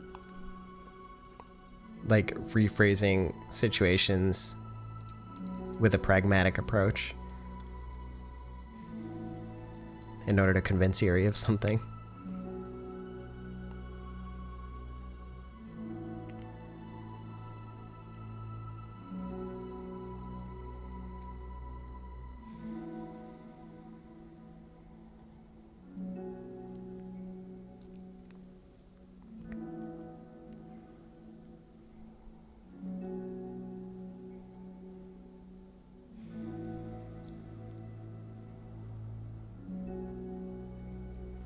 I think when there's conflict,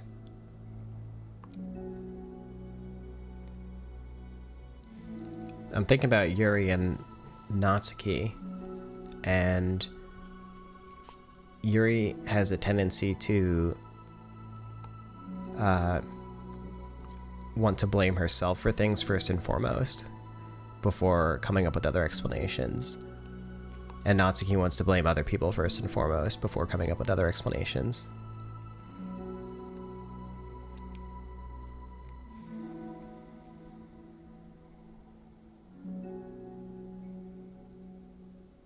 But I think in Natsuki doing that, it's like a defense mechanism of her own.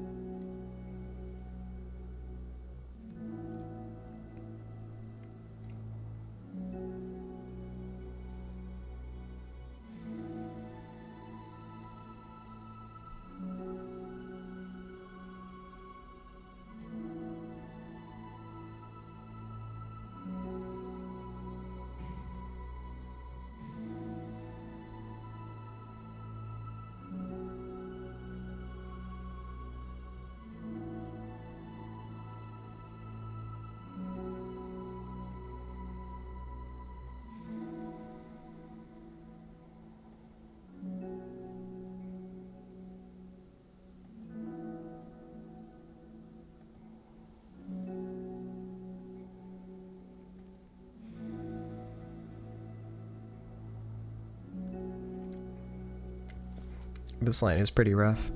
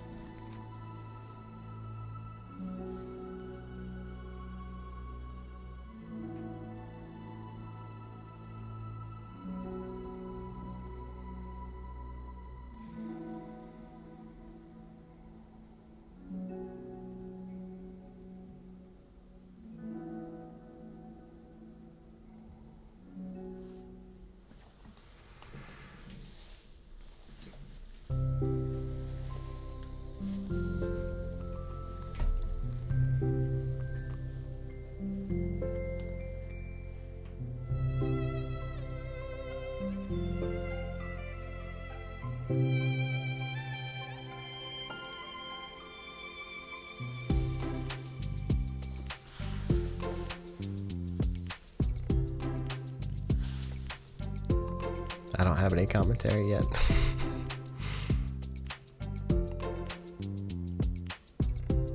It's been self-explanatory so far, so not much is coming to mind.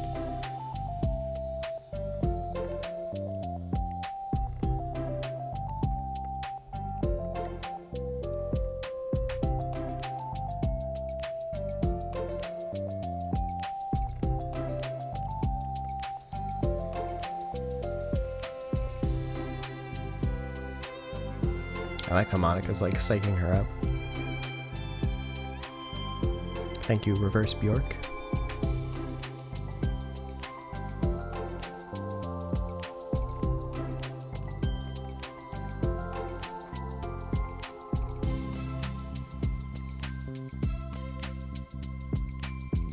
Monica and Coffee, the lore. The lore? It's happening!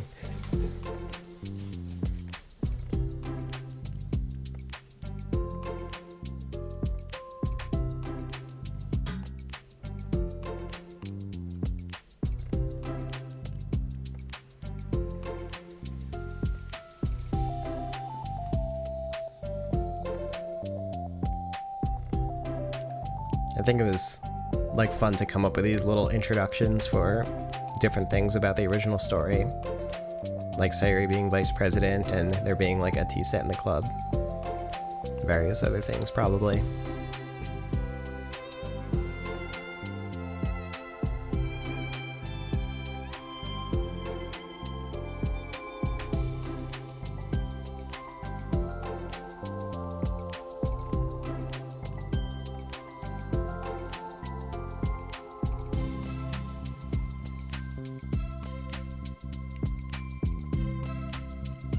I have no idea what artist they would listen to.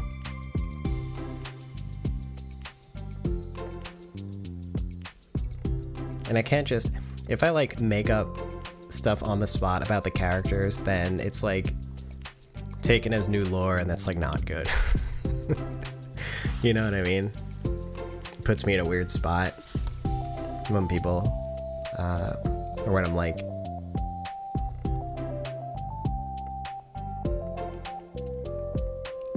asked to come up with new facts about the characters.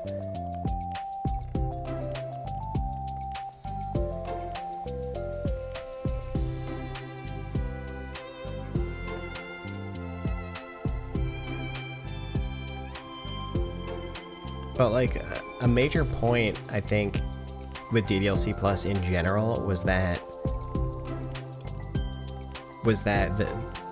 the notion that there's one like quote true universe or there's like one true canon or something like that is silly.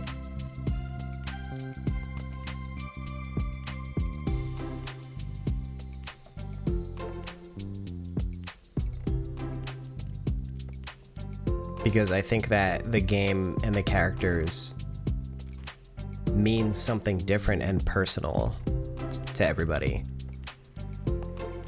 So to come up with some objective truth feels like the wrong approach.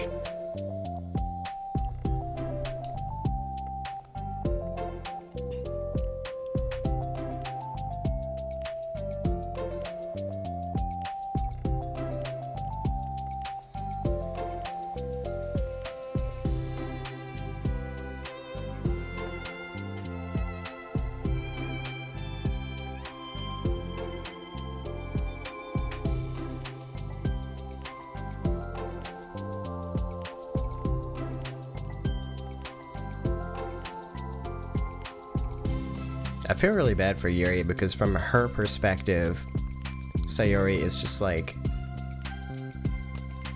putting herself through misery, like completely overextending herself for Yuri in like a really uncomfortable way.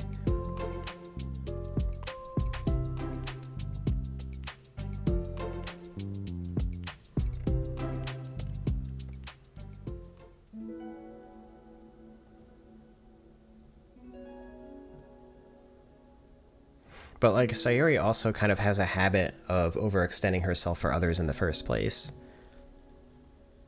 And I think that's something that she also works on like learning to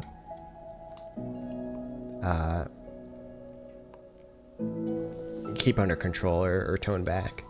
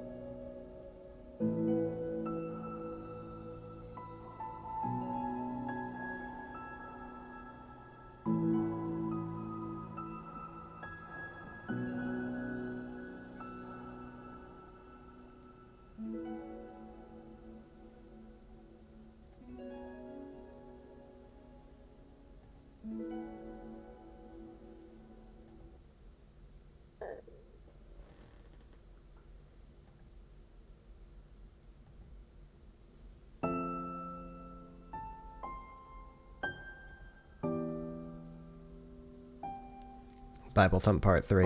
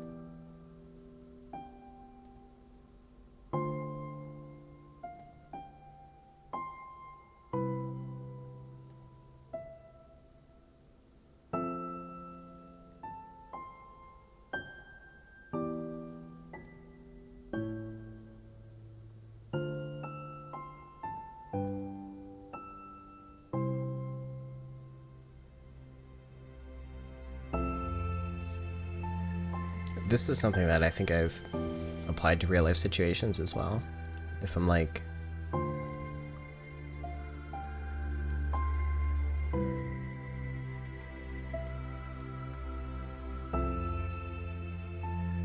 really afraid that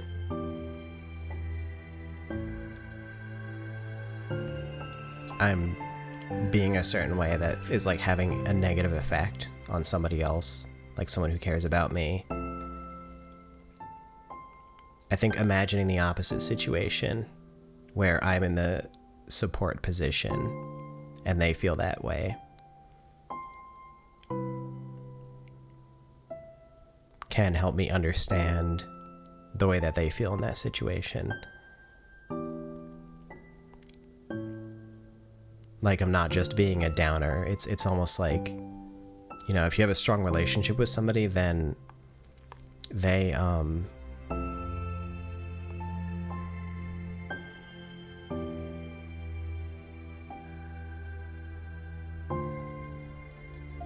having the opportunity to support the other person, I think can be something great and something that they receive something positive out of.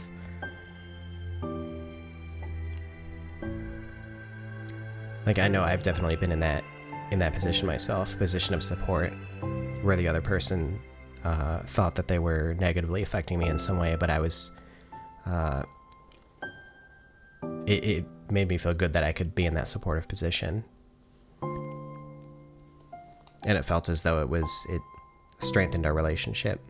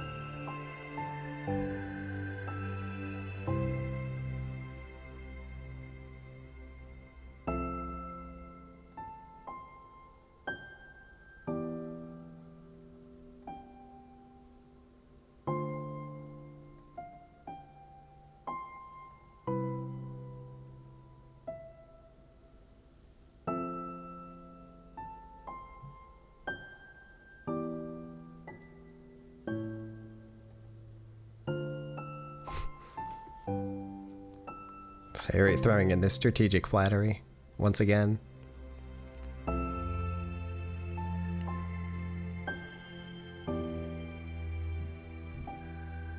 I really love Yuri's crying smile here.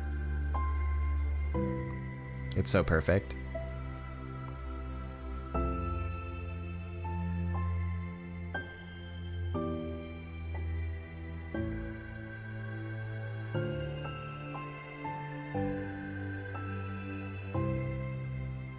The lore?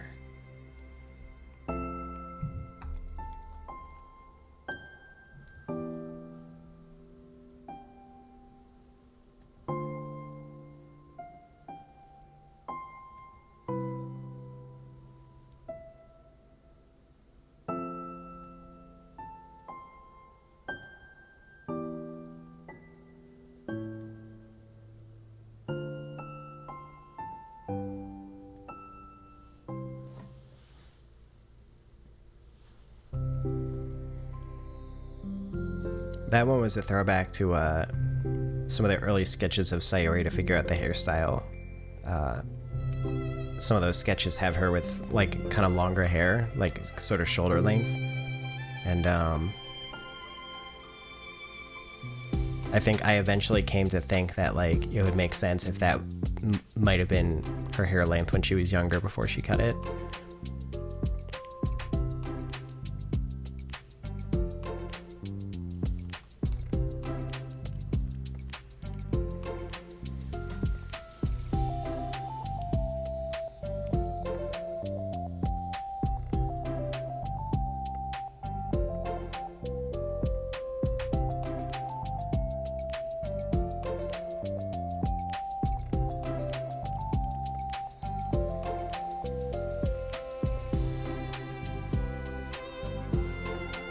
Oh yeah, also GG. We made it.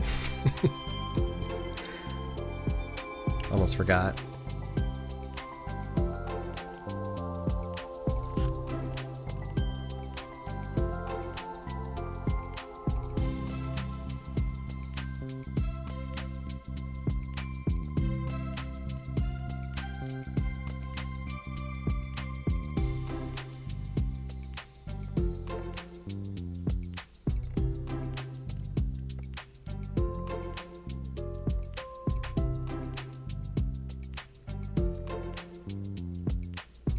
Thanks for playing my Wevel.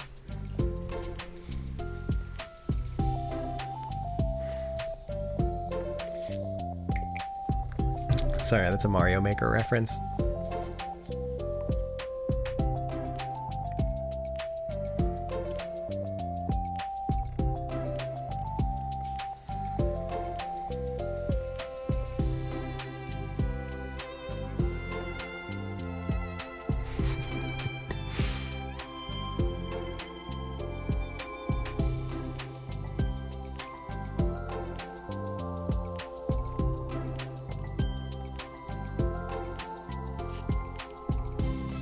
So we confirmed Hug Monster.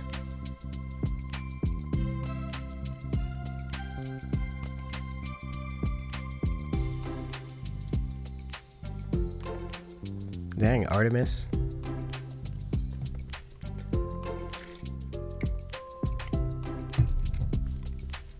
My face when Artemis inherits the kingdom.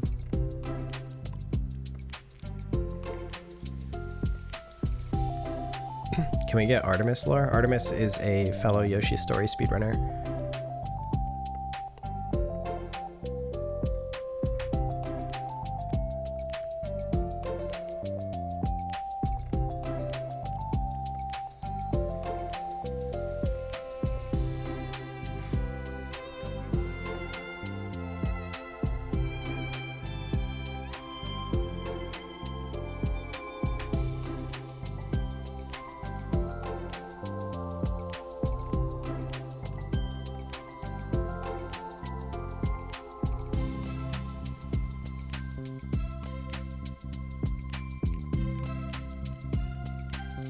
I think Artemis is also the name of one of the bosses in like Bomberman 64, was it?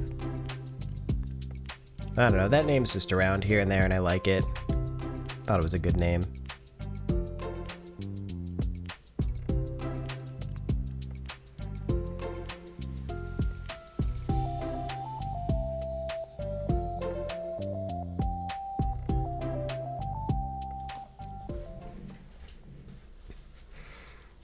All right. Well, definitely going on a bit longer than I expected, but I would feel it would feel wrong to not make sure that Natsuki is included as well. Even though I think you rated her the lowest in the impromptu chat poll that I had earlier. Does that mean that she doesn't get a side story tonight?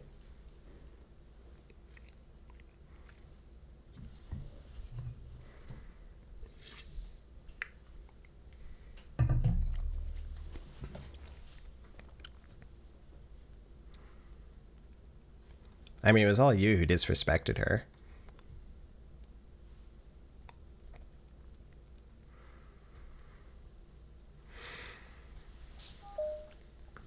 All right, here we go. Oh yeah, I'm wearing a shirt.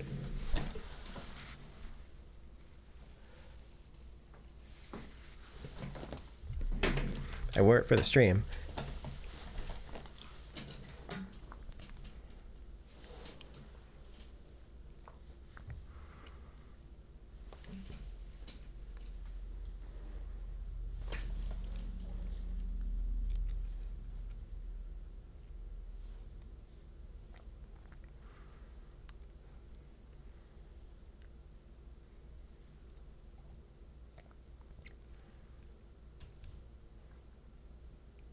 Here we go.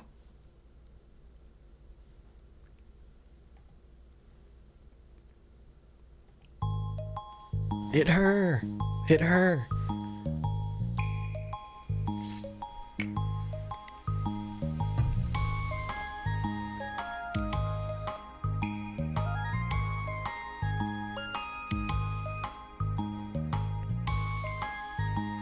Everyone's hype about the music too. Yeah, I love this track.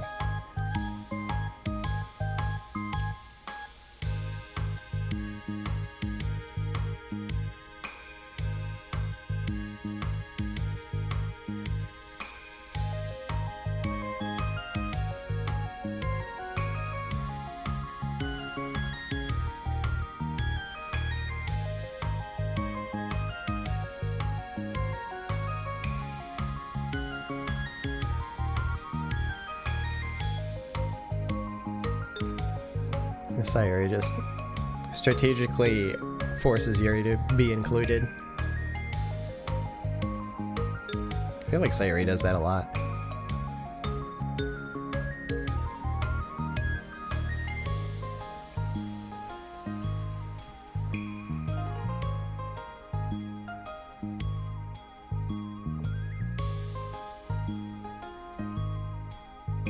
Deciding that standing in the corner and making tea doesn't sound so bad after all. That's a mood.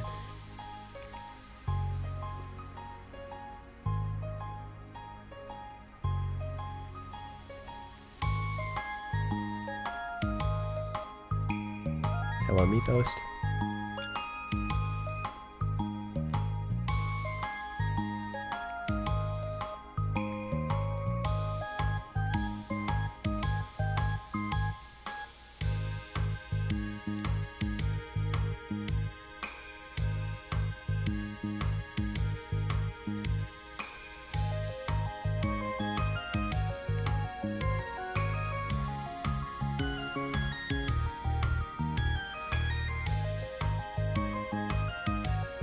Even Natsuki is almost like a more reserved version of herself, having just entered the club without knowing anybody.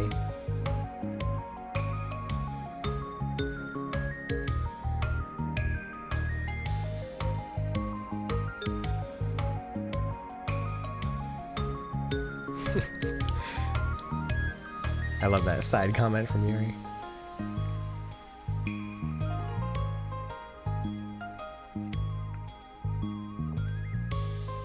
But that's also like at this point, it's been a few weeks, and that like demonstrates the increased comfort between the characters, I think, which is like a nice little touch at the start of this side story.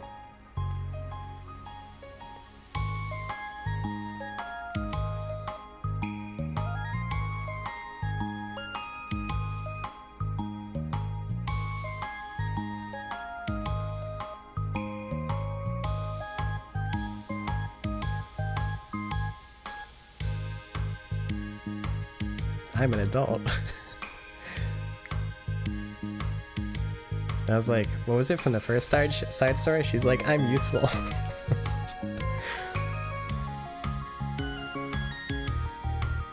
I'm in danger.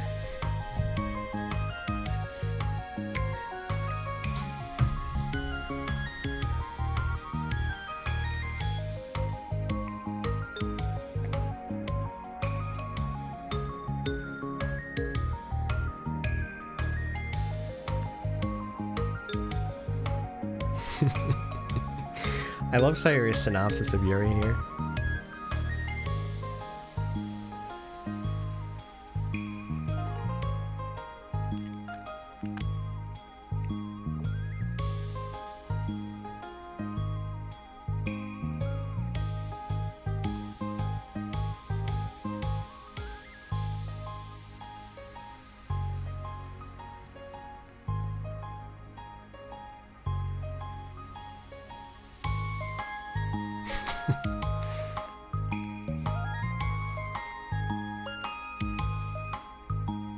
Some like roundabout shade being thrown at Monica being vanilla.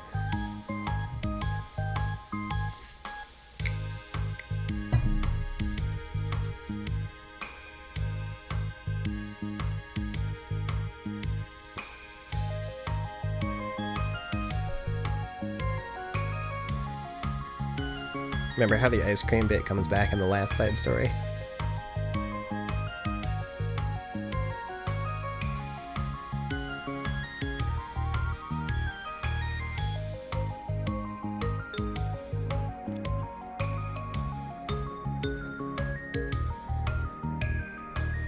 I really like that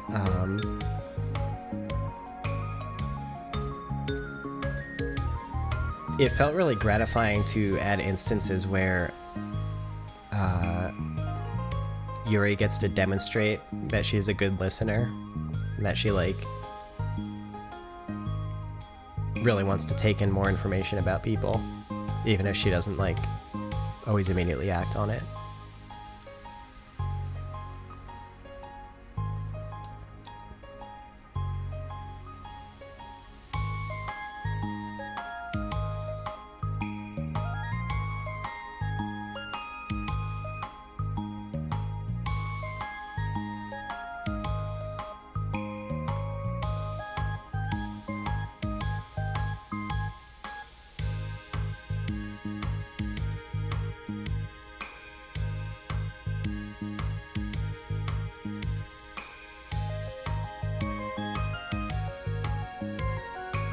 Manga?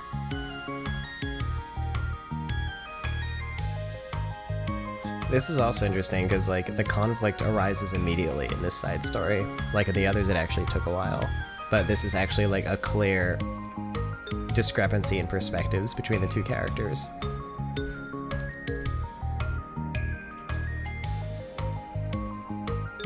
Although Monica is obviously completely wrong about everything in this one.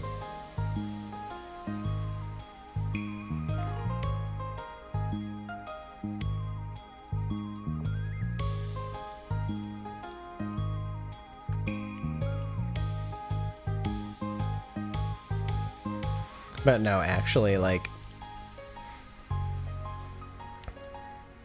Monica was kind of let off the hook with Yuri because Sayuri was able to, like, take control of the situation, but this is an instance where, like Monica has to come to grips with not being able to control everything about the club, basically.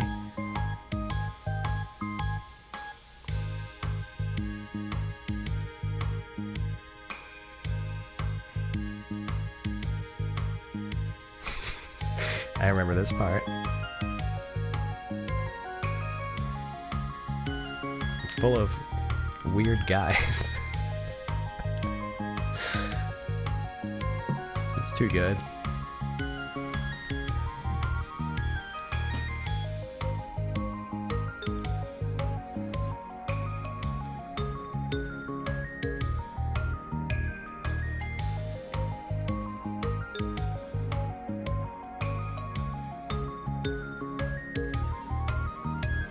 It's actually kind of sad because, like, right away you sort of understand that, like, Natsuki,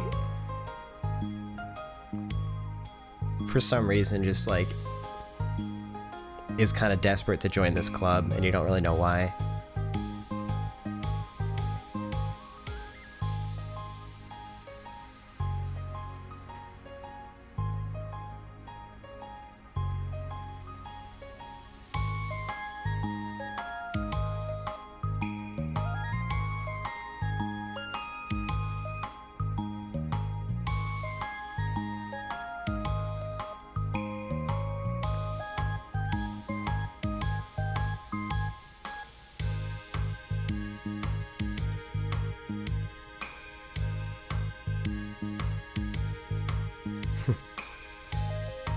But I think it is cute how, like, Sayuri and Natsuki kind of immediately connect.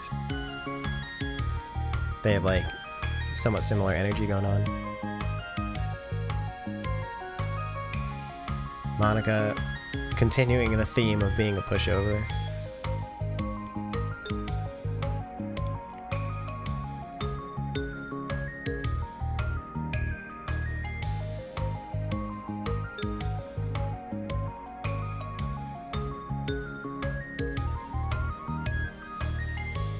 Friend detected. Download initiated.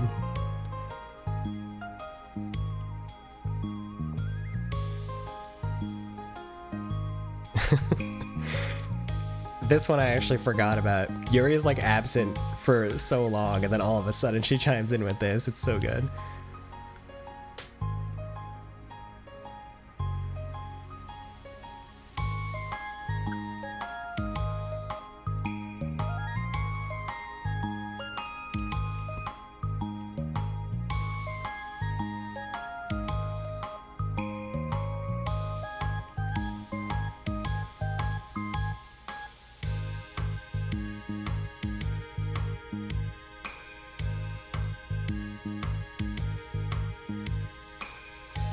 Like Natsuki's just gonna come back to angry Yuri, who sits her down and is like, "Drink your tea."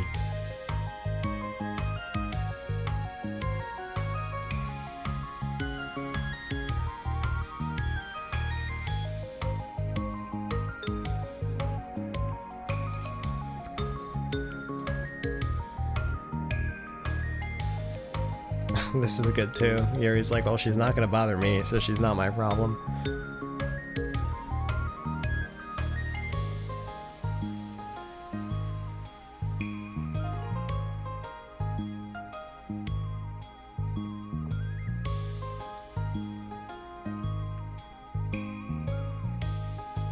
That was a good one too. Yuri's like, I don't know, Yuri's deadpan responses to like Sayori, but like in a way that Sayori is comfortable with. I really like that. Like, Yuri doesn't get that with the other characters, in my opinion. It's like she can only do that with Sayori. Because like Natsuki ends up being the one who teases Yuri, and Monika's just like too serious in general, so Yuri gets to like throw these like kind of sarcastic deadpan lines at Sayori and bounce off of her like that, and I think it's a pleasure that she gets to do that.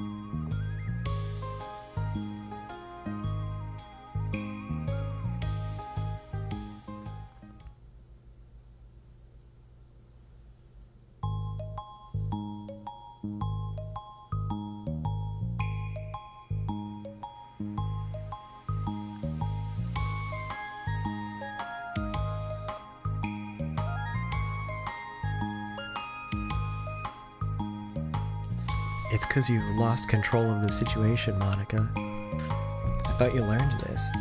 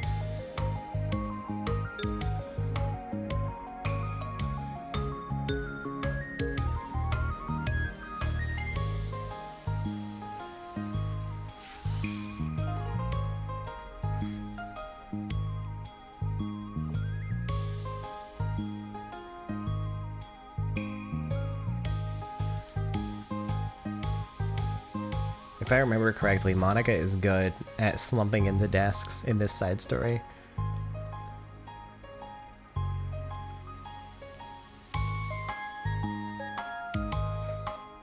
Good afternoon.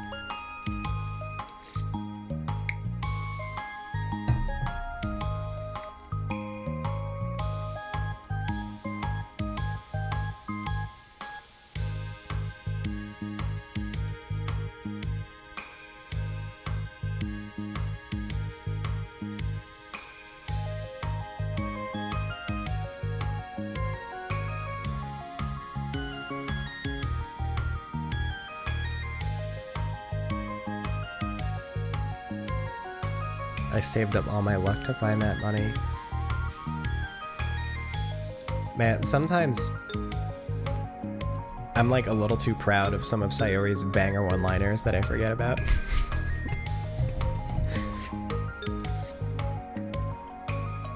Like, I think Sayori is the queen of one-liners in these side stories.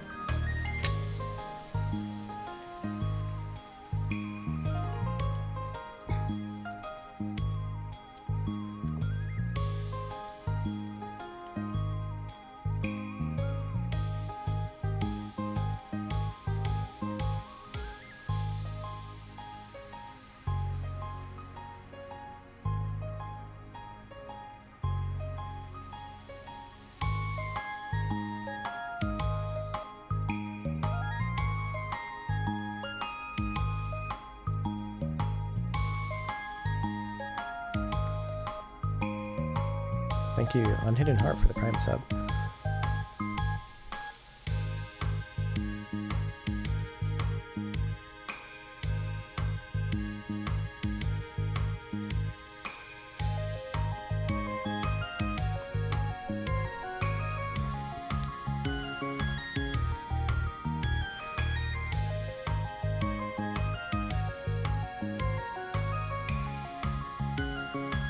Sayori immediately comes in with like the top tier ideas.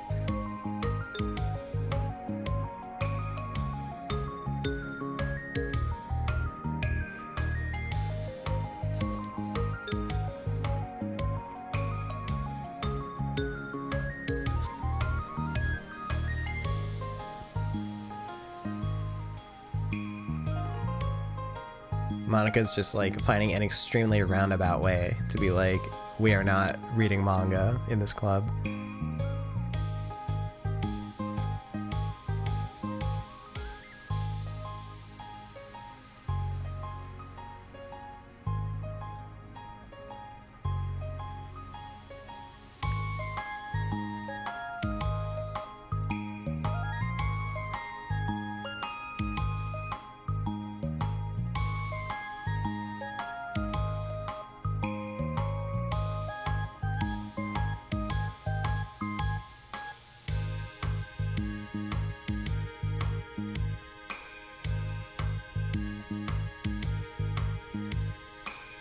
Although she does have a fair point here. Natsuki came in like, just let me in the club, I'll do whatever club activities you have. So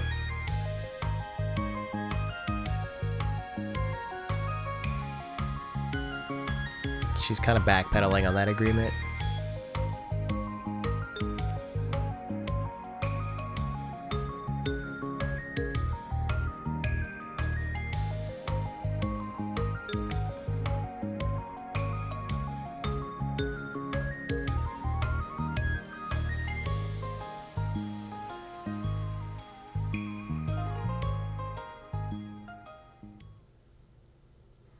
Yeah, this one's pretty rough. It's the first time there's like an open disagreement / conflict between two of the club members.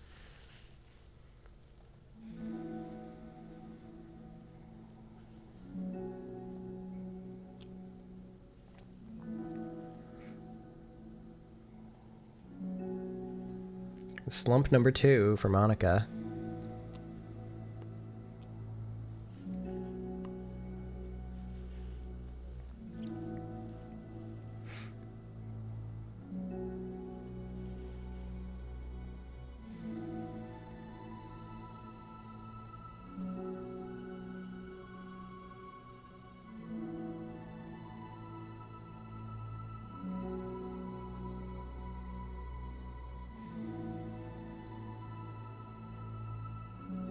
Yuri, just be a sounding board. All you have to do is nod your head. You don't have to listen.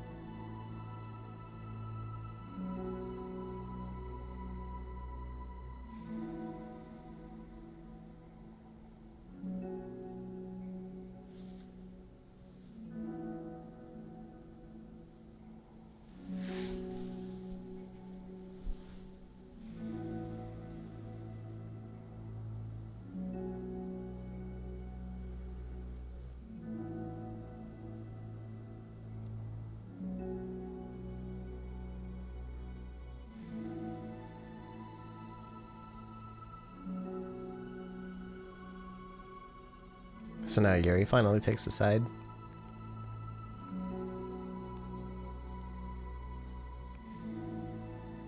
So I guess that's like the introduction of the rather long-standing conflict between the two of them. But like they kind of dodge each other for a long time, you know? Like Yuri's only saying this because Natsuki's not in the room. They sort of just like try to avoid each other until I think the reflection side story is kind of when Monica like forces them together and it creates conflict.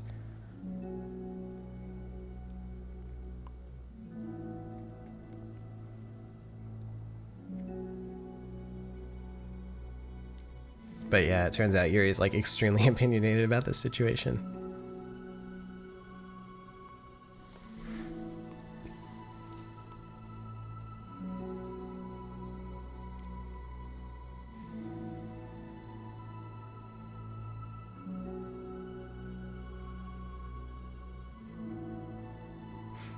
But this is interesting because like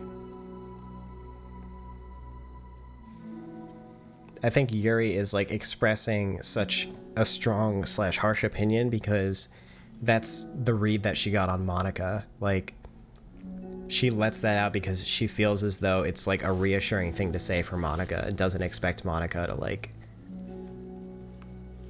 not go all in on it.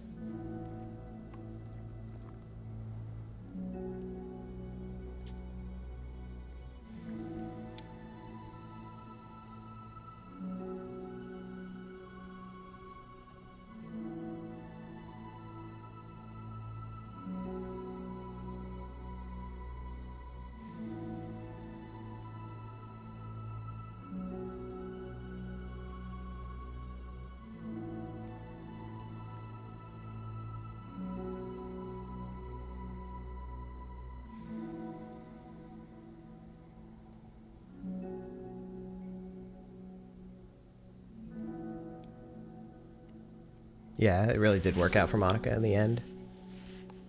To like help her introspective. It's like it was Yuri who saw the truth in the situation and Monica who didn't.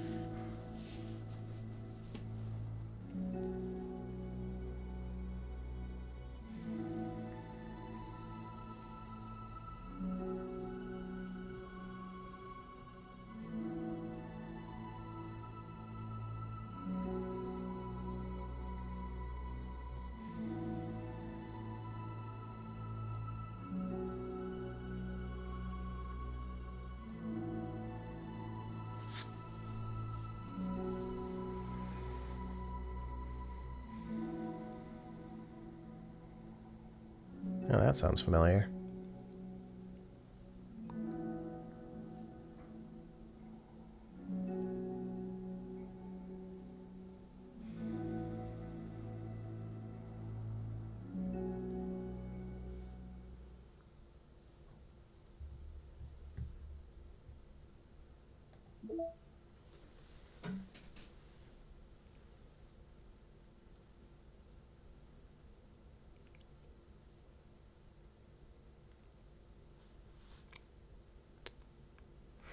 All right. Last one of the night. Just letting you know ahead of time. This is going to be it. But I think it's a good one to end things on. This is like the... you'll see. I mean, if you read these before, then you know the significance of this one. But if not, then you'll see. But I'm glad that everyone's enjoying themselves.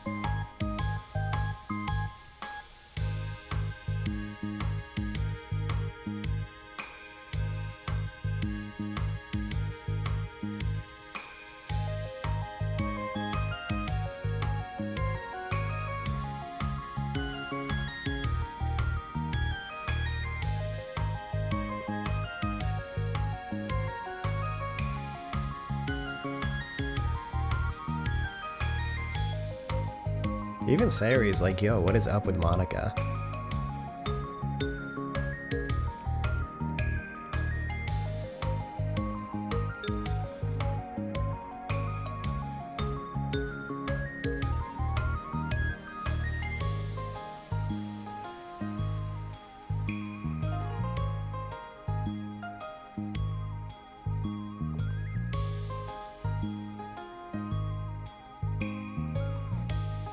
the reasoning for adding the Natsuki friend silhouette sprites, they were just needed for the scene.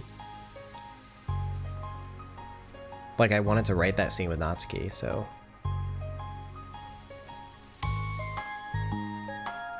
Thank you, Romulan, for the sub.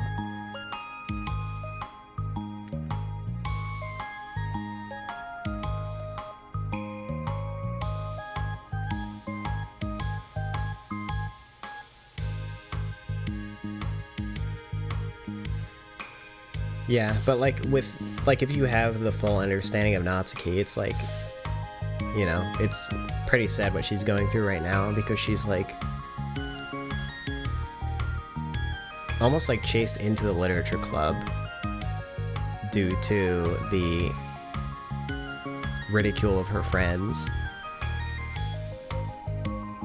And she's almost just like receiving the same treatment as soon as she enters the club.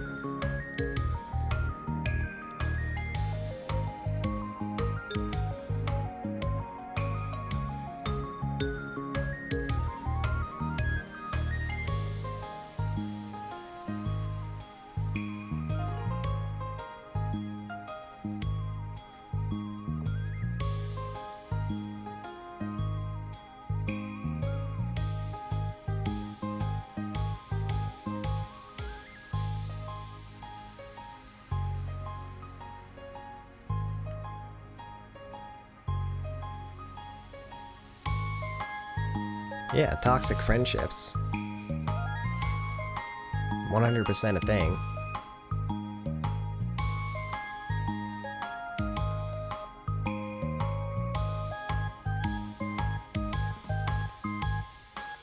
Like, I observed back in like high school, I think there were friend groups where like their thing was basically like being mean to each other as jokes, you know?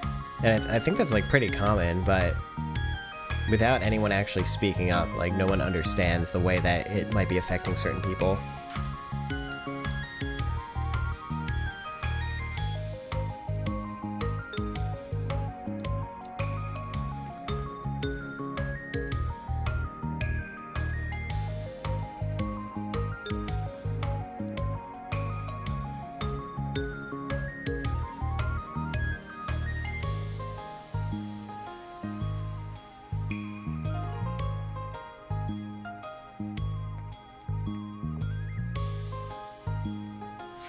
Thank you, Edobean. Also hope that you're well.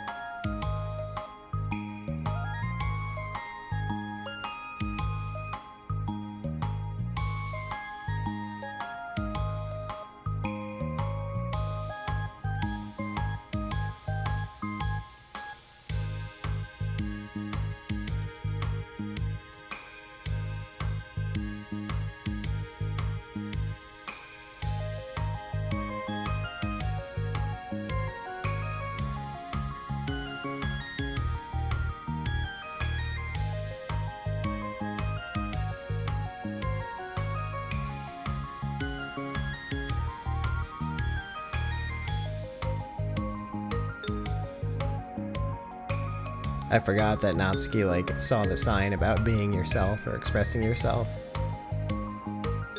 and that like enticed her to join.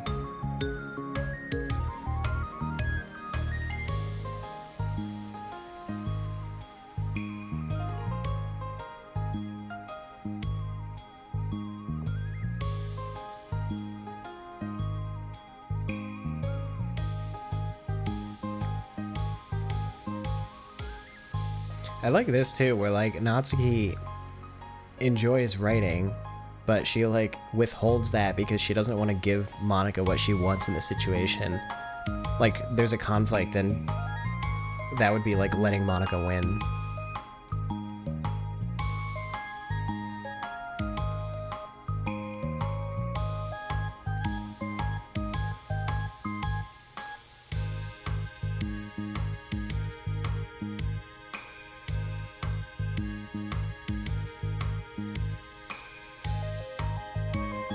Yeah, not to mention, I mean, Natsuki said it herself, but the point is that she wants to be accepted for the things that she likes,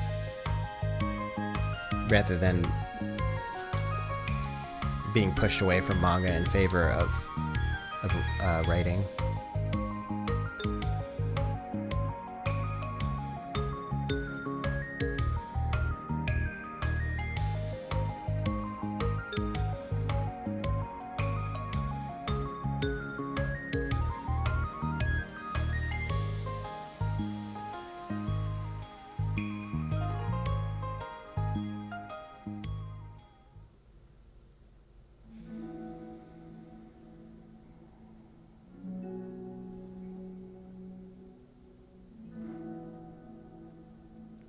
Is Natsuki Vegeta? And then someone with Vegeta in the username replies, no. That's too good.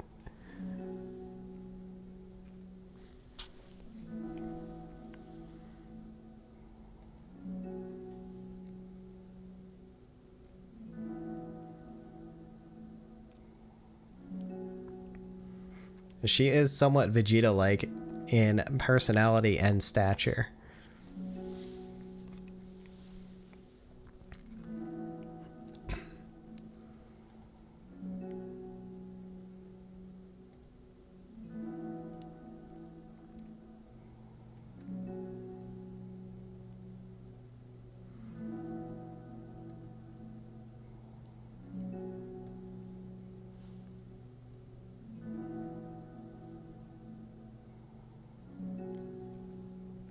Thank you, Live Laugh Lane. I appreciate it.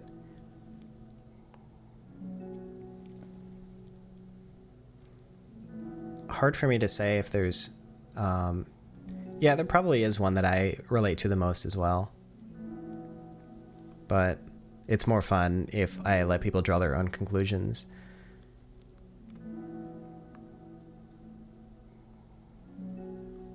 And I don't want that to be mistaken for like me having a favorite character. That's really what I'm afraid of. Because people have been asking me that forever, and I do not have an answer to that question.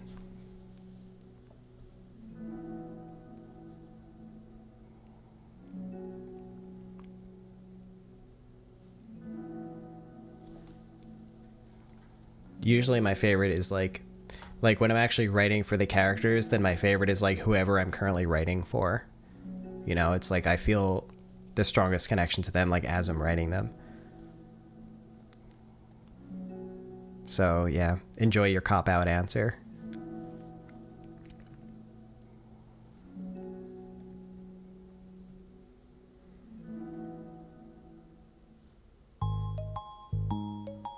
There's my favorite.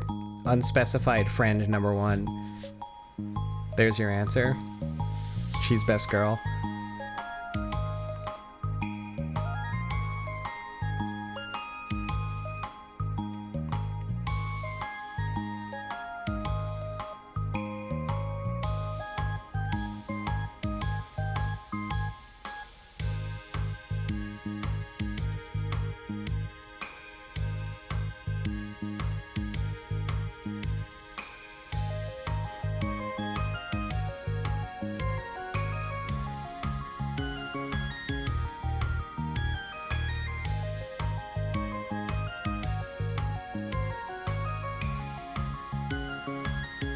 Thank you, Mock, for the Prime sub.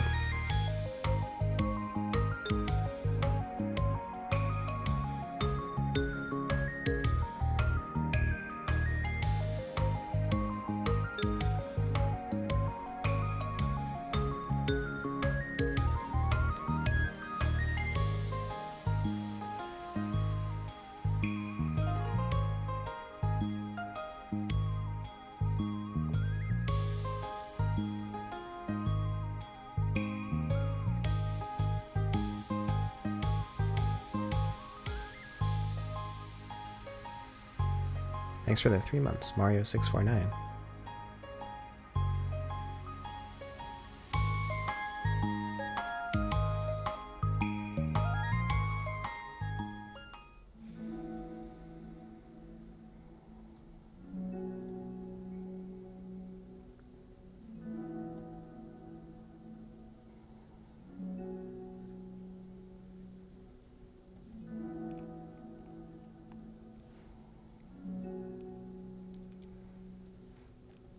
Something that I think would have been nice to do is like, and I think for the sake of like, you know, moving the story along and having some brevity, like,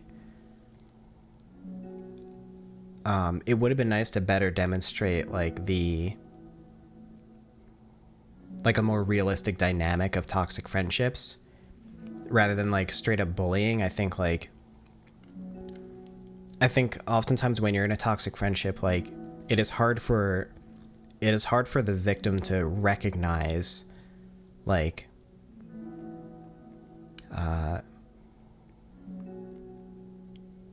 that the situation is bringing them down, or that their friends are bringing them down in some way, you know? It's like even the victim thinks they're having fun because that's like friendship, you know, and it's joking and stuff like that. But it's like I think it can actually be hard to like think about it and be like these people like haven't been bringing me joy. And sometimes it's also like back and forth. Like there are things that you like about them and that you enjoy in the friendship, and that makes it even more complicated. And I think like understanding that.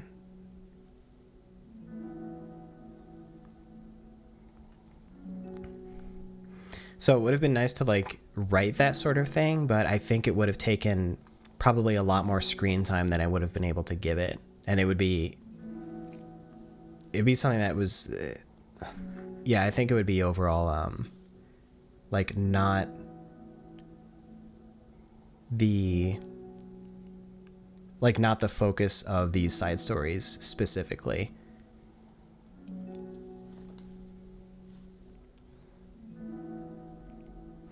I thought I had those game notifications turned off in Steam. That was weird.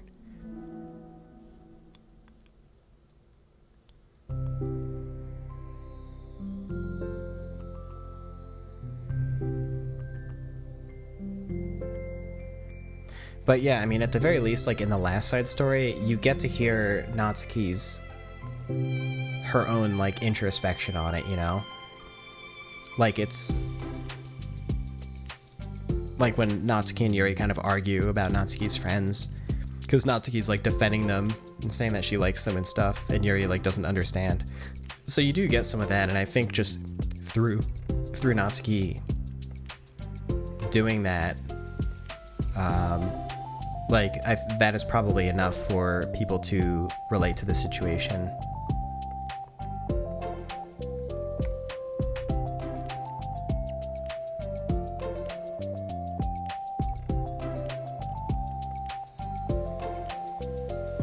Yo, is this slump number 2 or slump? This is slump number 3.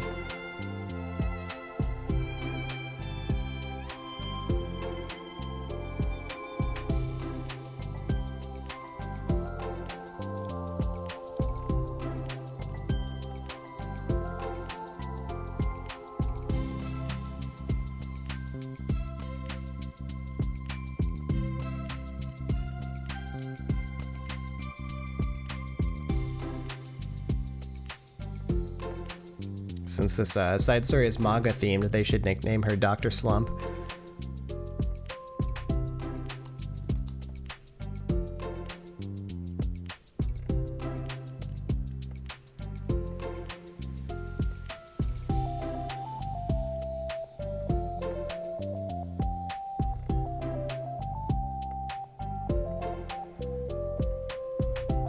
Oh yeah, and this is where Yuri first like indicates that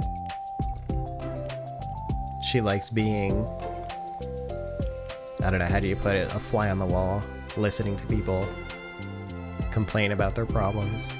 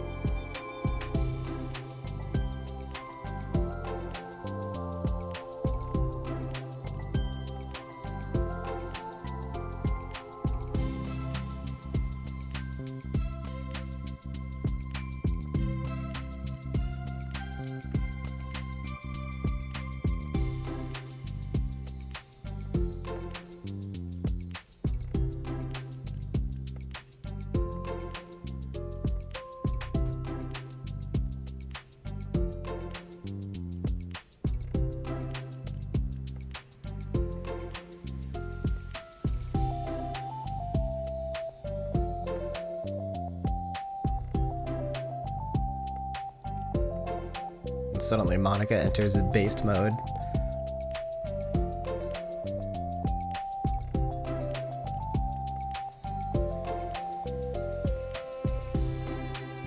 Oh, I forgot about this part.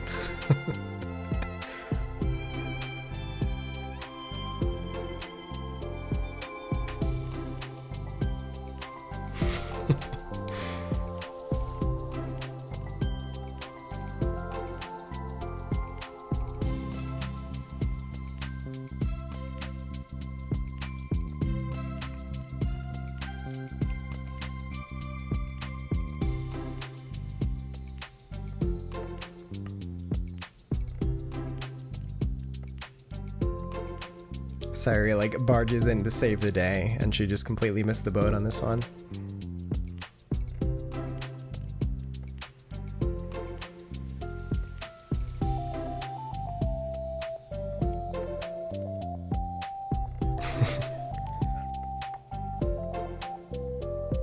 Yeah, my work here is done.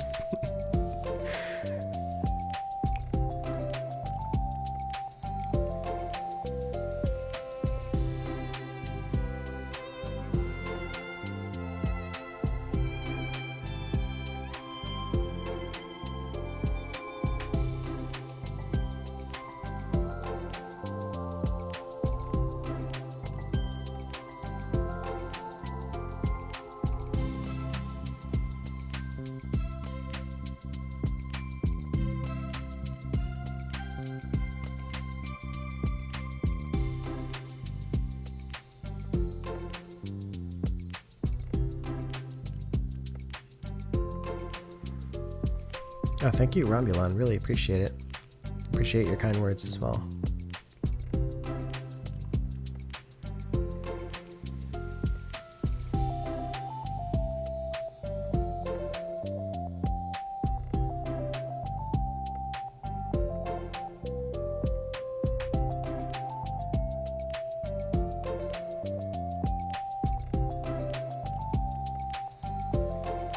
Yuri's bashful smile.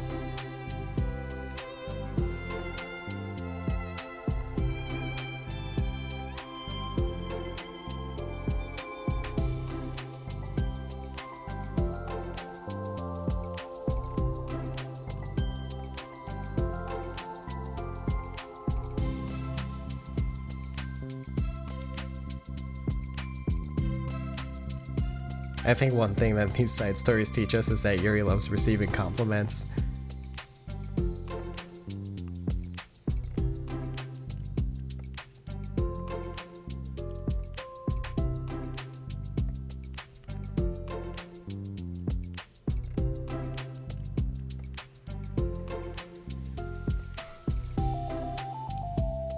Caught in the act. I think this is the only instance in all the side stories where Monica does this pose.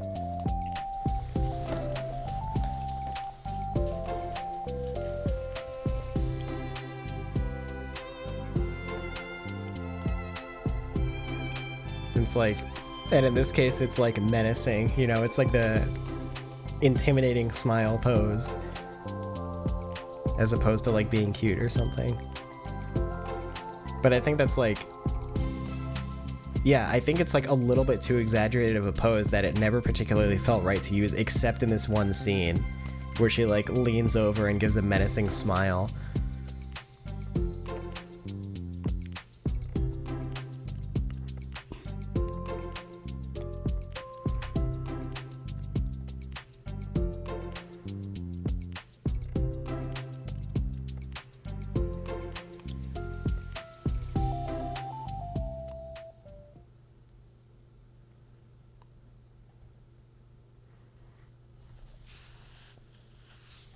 Oh, something's happening. Oh, not yet. We just get the little clue in the dialogue.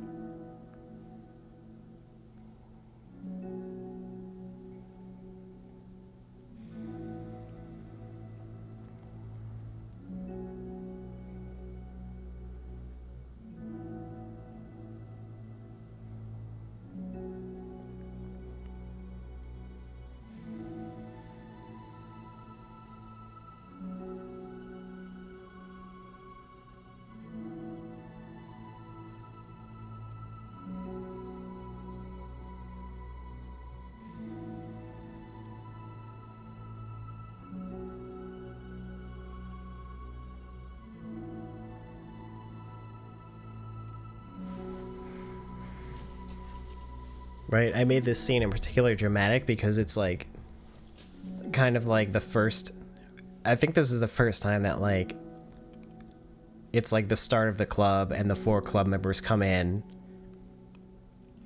and like Monica addresses them. So it's kind of like a build up to that moment. It's like the club is like official for the first time.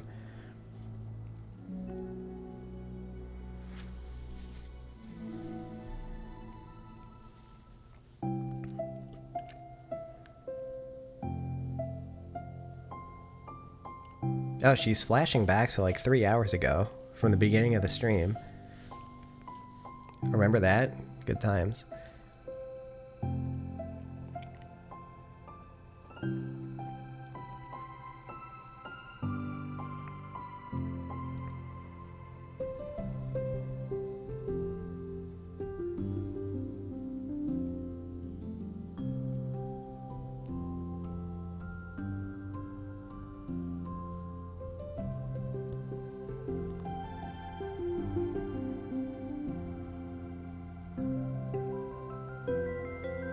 She says the line in front of everybody for the first time.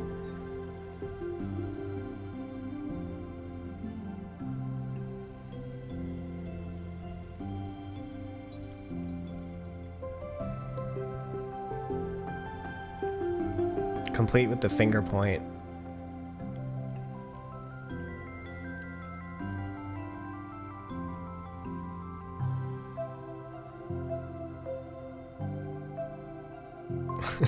And Natsuki's just like immediately having none of it. It's like way too obvious pandering.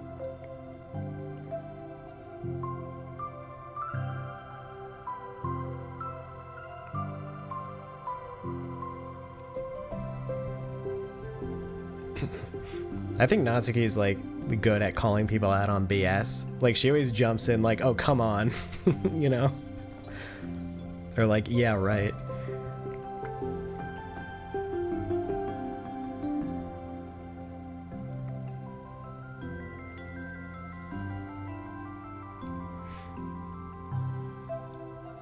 And that comes up in the side stories, I think, is something that people like end up admiring about her, is that she's like really not afraid of speaking her mind. Like I actually think that all of the other club members are afraid of speaking their mind to some degree, but Natsuki is very much not. That's like a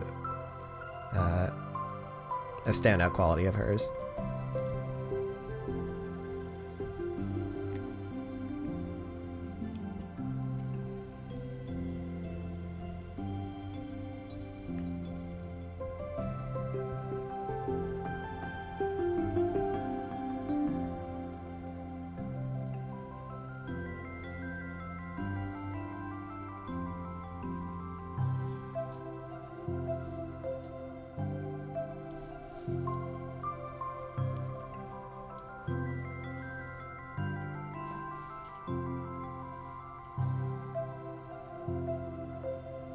Hey, she said it again.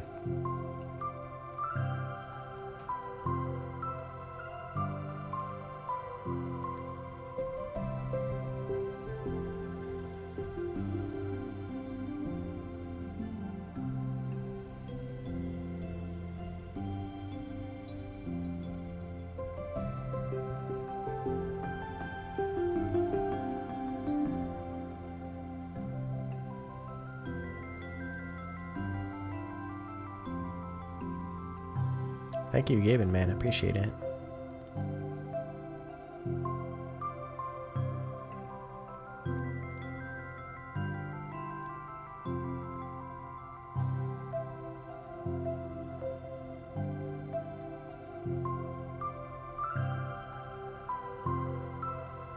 Thank you, Aferch. I appreciate your kind words. And this is the first time that Natsuki is also like expressing, I think, actual like vulnerability or low self-confidence.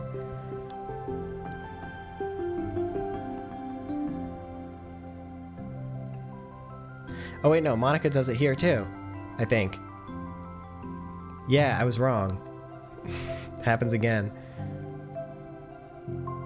But it was also appropriate here because Monica actually like leans over to talk to her. So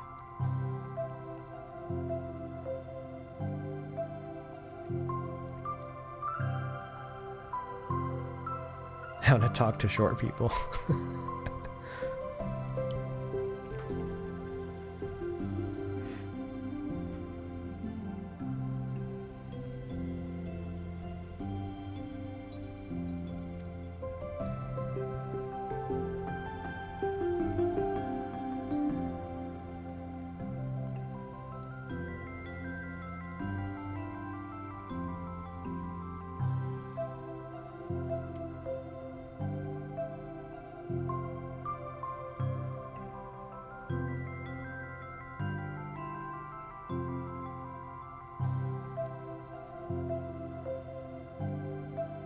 She's a pro. Yeah, that's the. I think that's the first time she says that as well. She says it once or twice more in the side stories too, I think.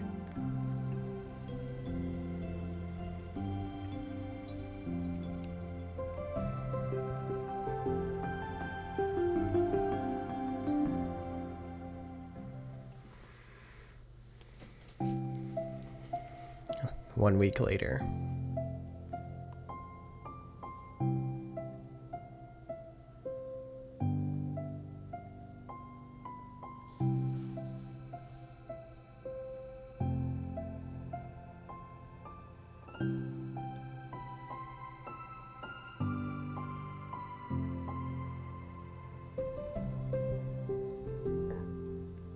Too bad I spoiled that little fun fact about the song like a couple weeks ago or whatever.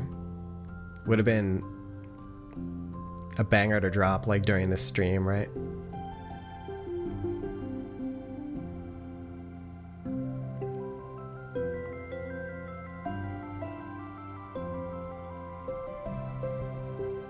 Well, I'm gonna say it anyway after this.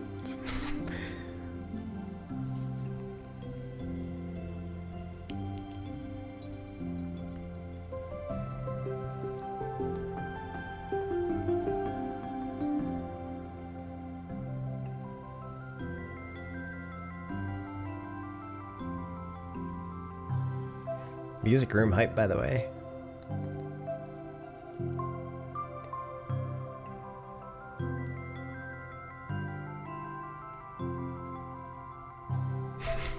I can see the chat heating up.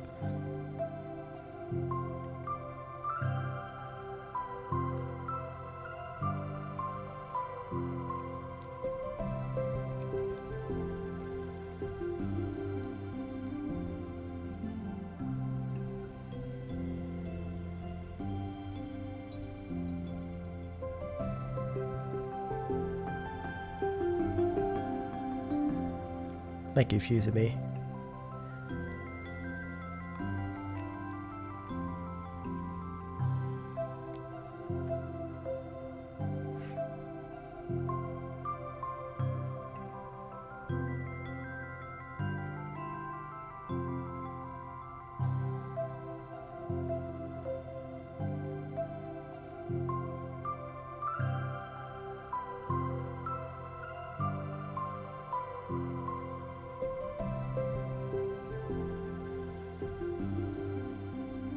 Yeah, I think like Natsuki is really self-conscious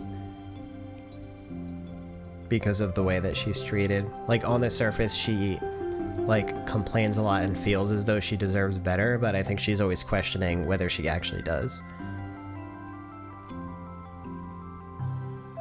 And yeah, I think I mentioned earlier, it's like a defense mechanism to blame other people first because she, I think, wants to convince herself that it's not her, when that's really how she feels deep down.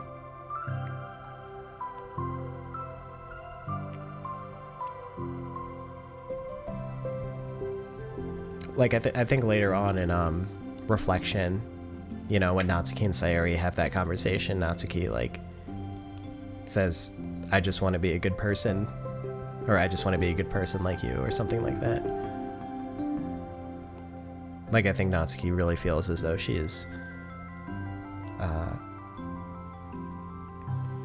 not likable.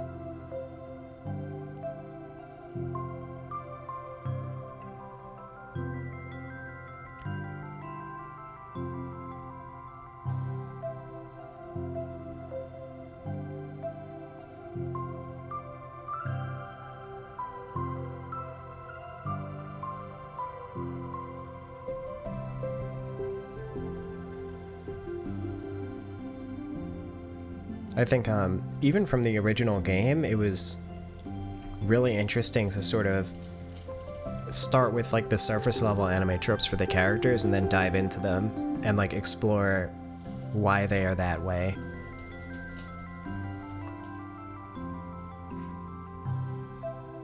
You know, I think like that probably happens a lot in like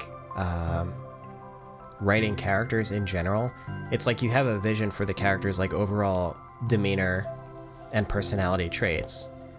But I think at some point, if you stop and ask, why are you the way that you are? Then you can get a lot of great things out of that character.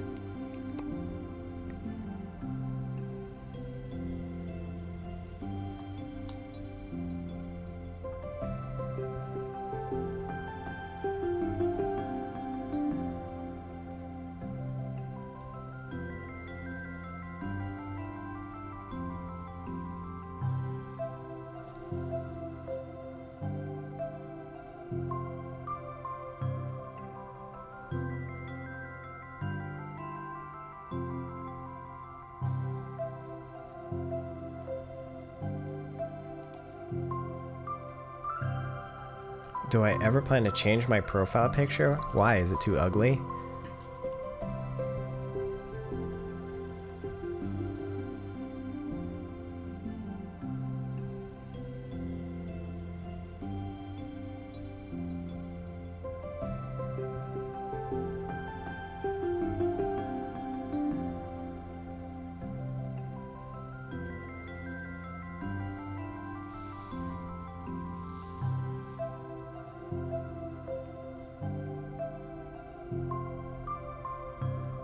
Oh, the big reveal. She was doing research.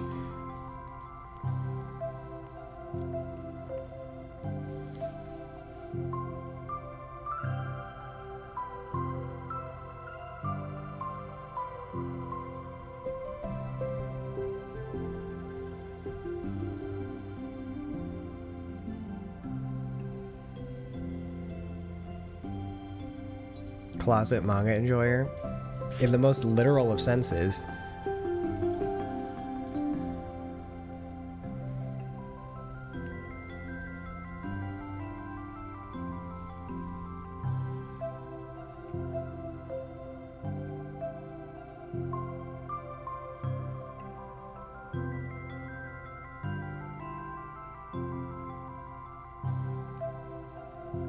Monica stands Parfait Girls.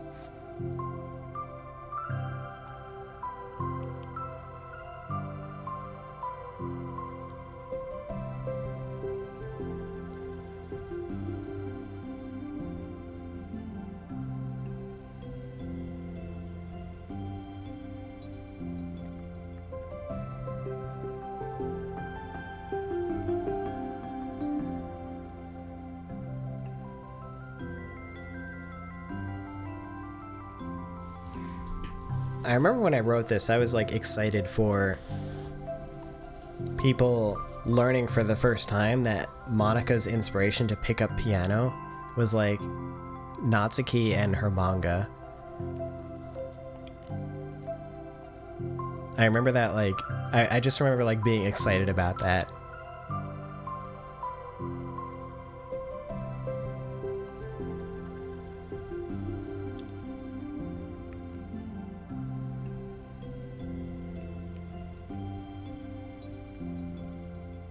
Because I think it's actually like one of the least expected backstories for that, you know?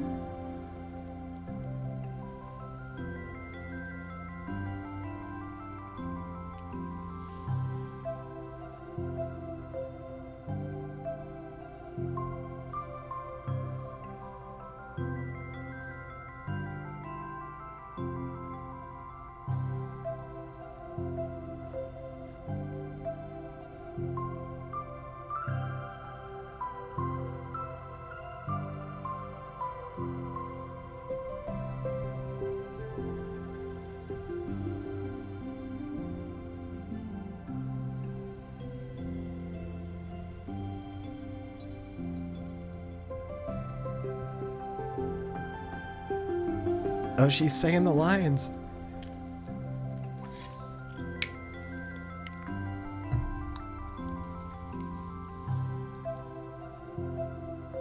Modified.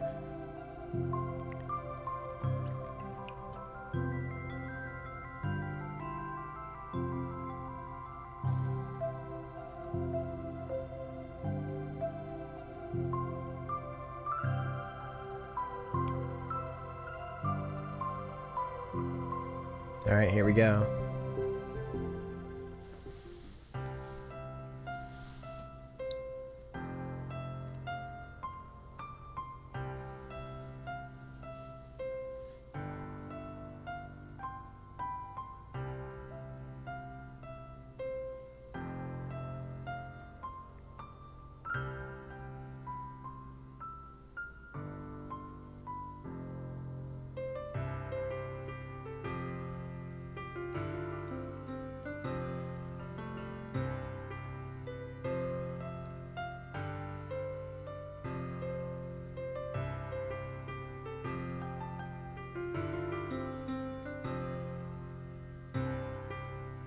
And get a nice little flashback of all the good times I had with chat during this stream.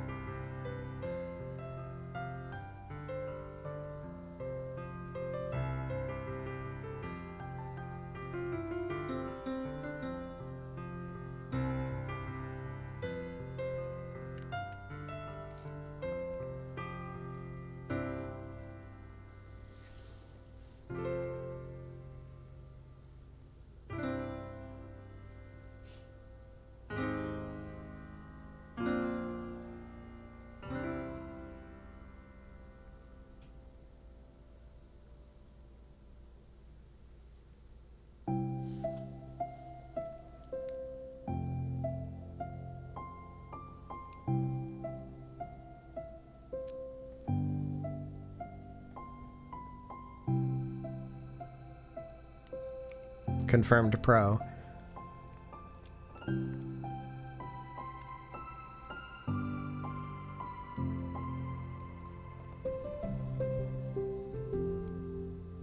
Oh yeah, GG everybody.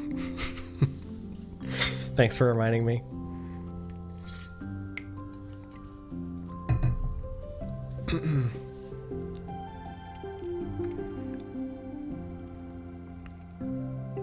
Oh yeah. Yeah, so Natsuki's like, you said it was about the club. Yeah, and the song is called My Song Your Note, which Monika explains. But here's the real lore. And you already know this, probably, because the tweet about it blew up. But the first letter of every word is the first initial of each of the characters or each of the club members who joined in the order that they joined. So you have Monika, Sayori, Yuri, Natsuki.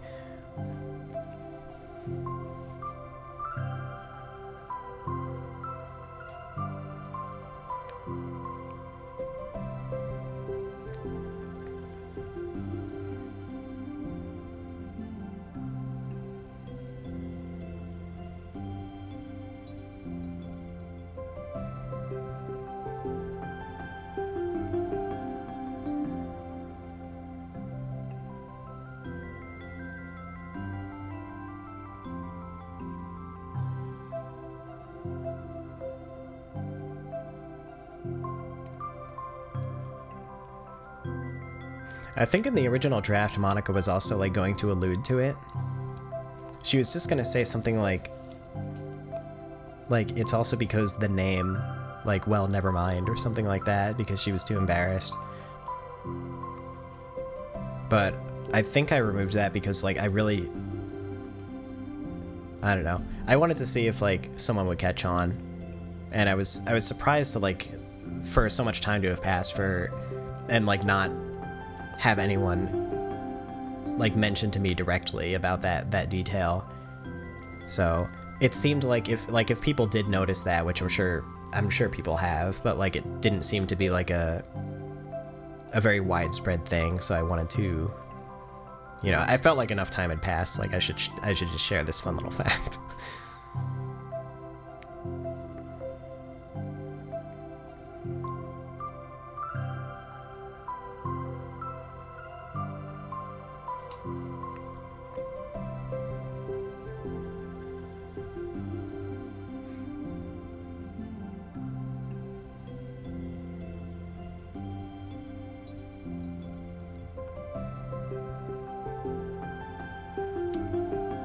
Right. I think there's multiple instances too in the side stories where Natsuki is fed up with a lot of things.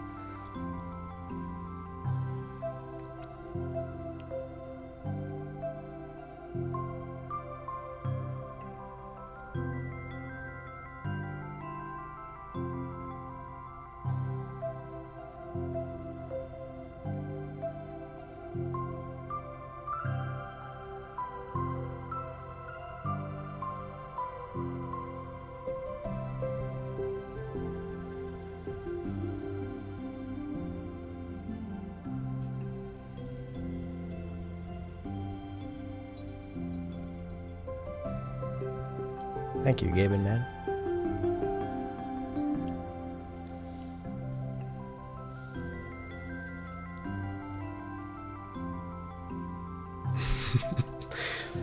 Mega tsundere Natsuki moment right here.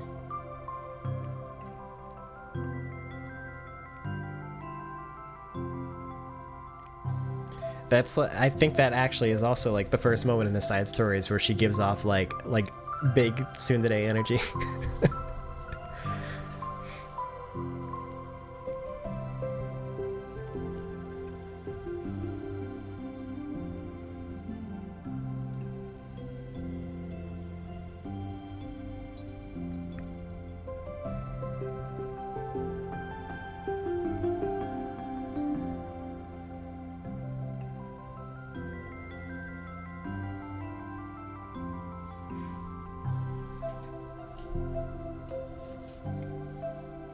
Tasty club meeting.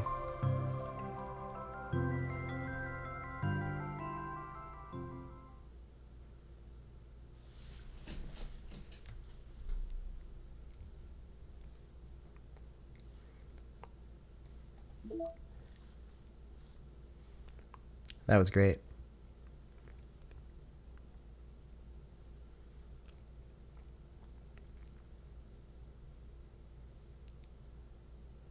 What's our outro song gonna be?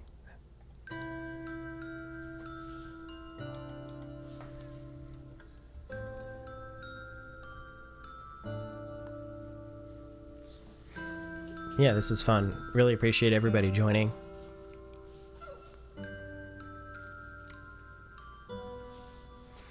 Thank you, Stardust Live. I appreciate it. Yeah, I had a lot of fun.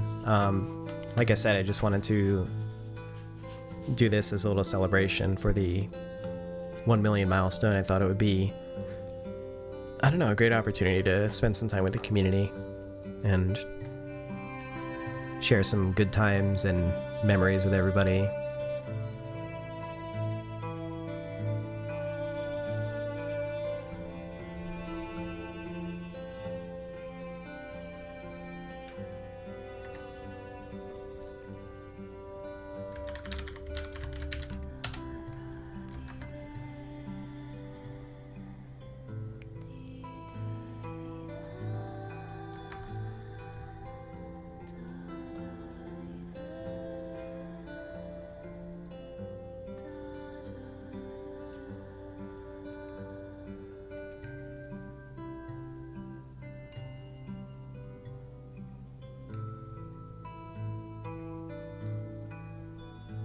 You know, it would be fun. We should raid somebody playing DDLC right now.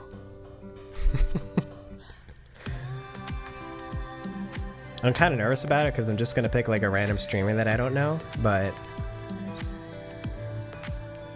I think that's what we're gonna do. I think that would be a really appropriate way to end this, don't you think? Just like share the love.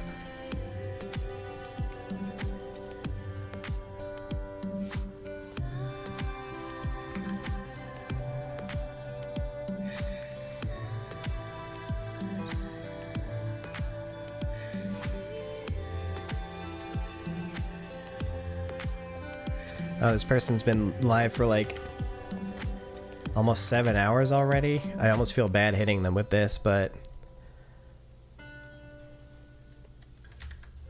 I'm sure they'll appreciate it. All right. Anyway, yeah, again, I really, really appreciate everyone joining, everyone who subbed and donated and all of that.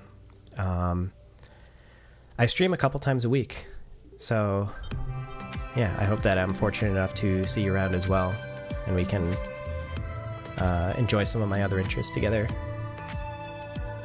But yeah, I had a really great time with everybody. I hope you have a wonderful weekend, and I very much look forward to seeing you around in the wider community. Alright, take care everybody.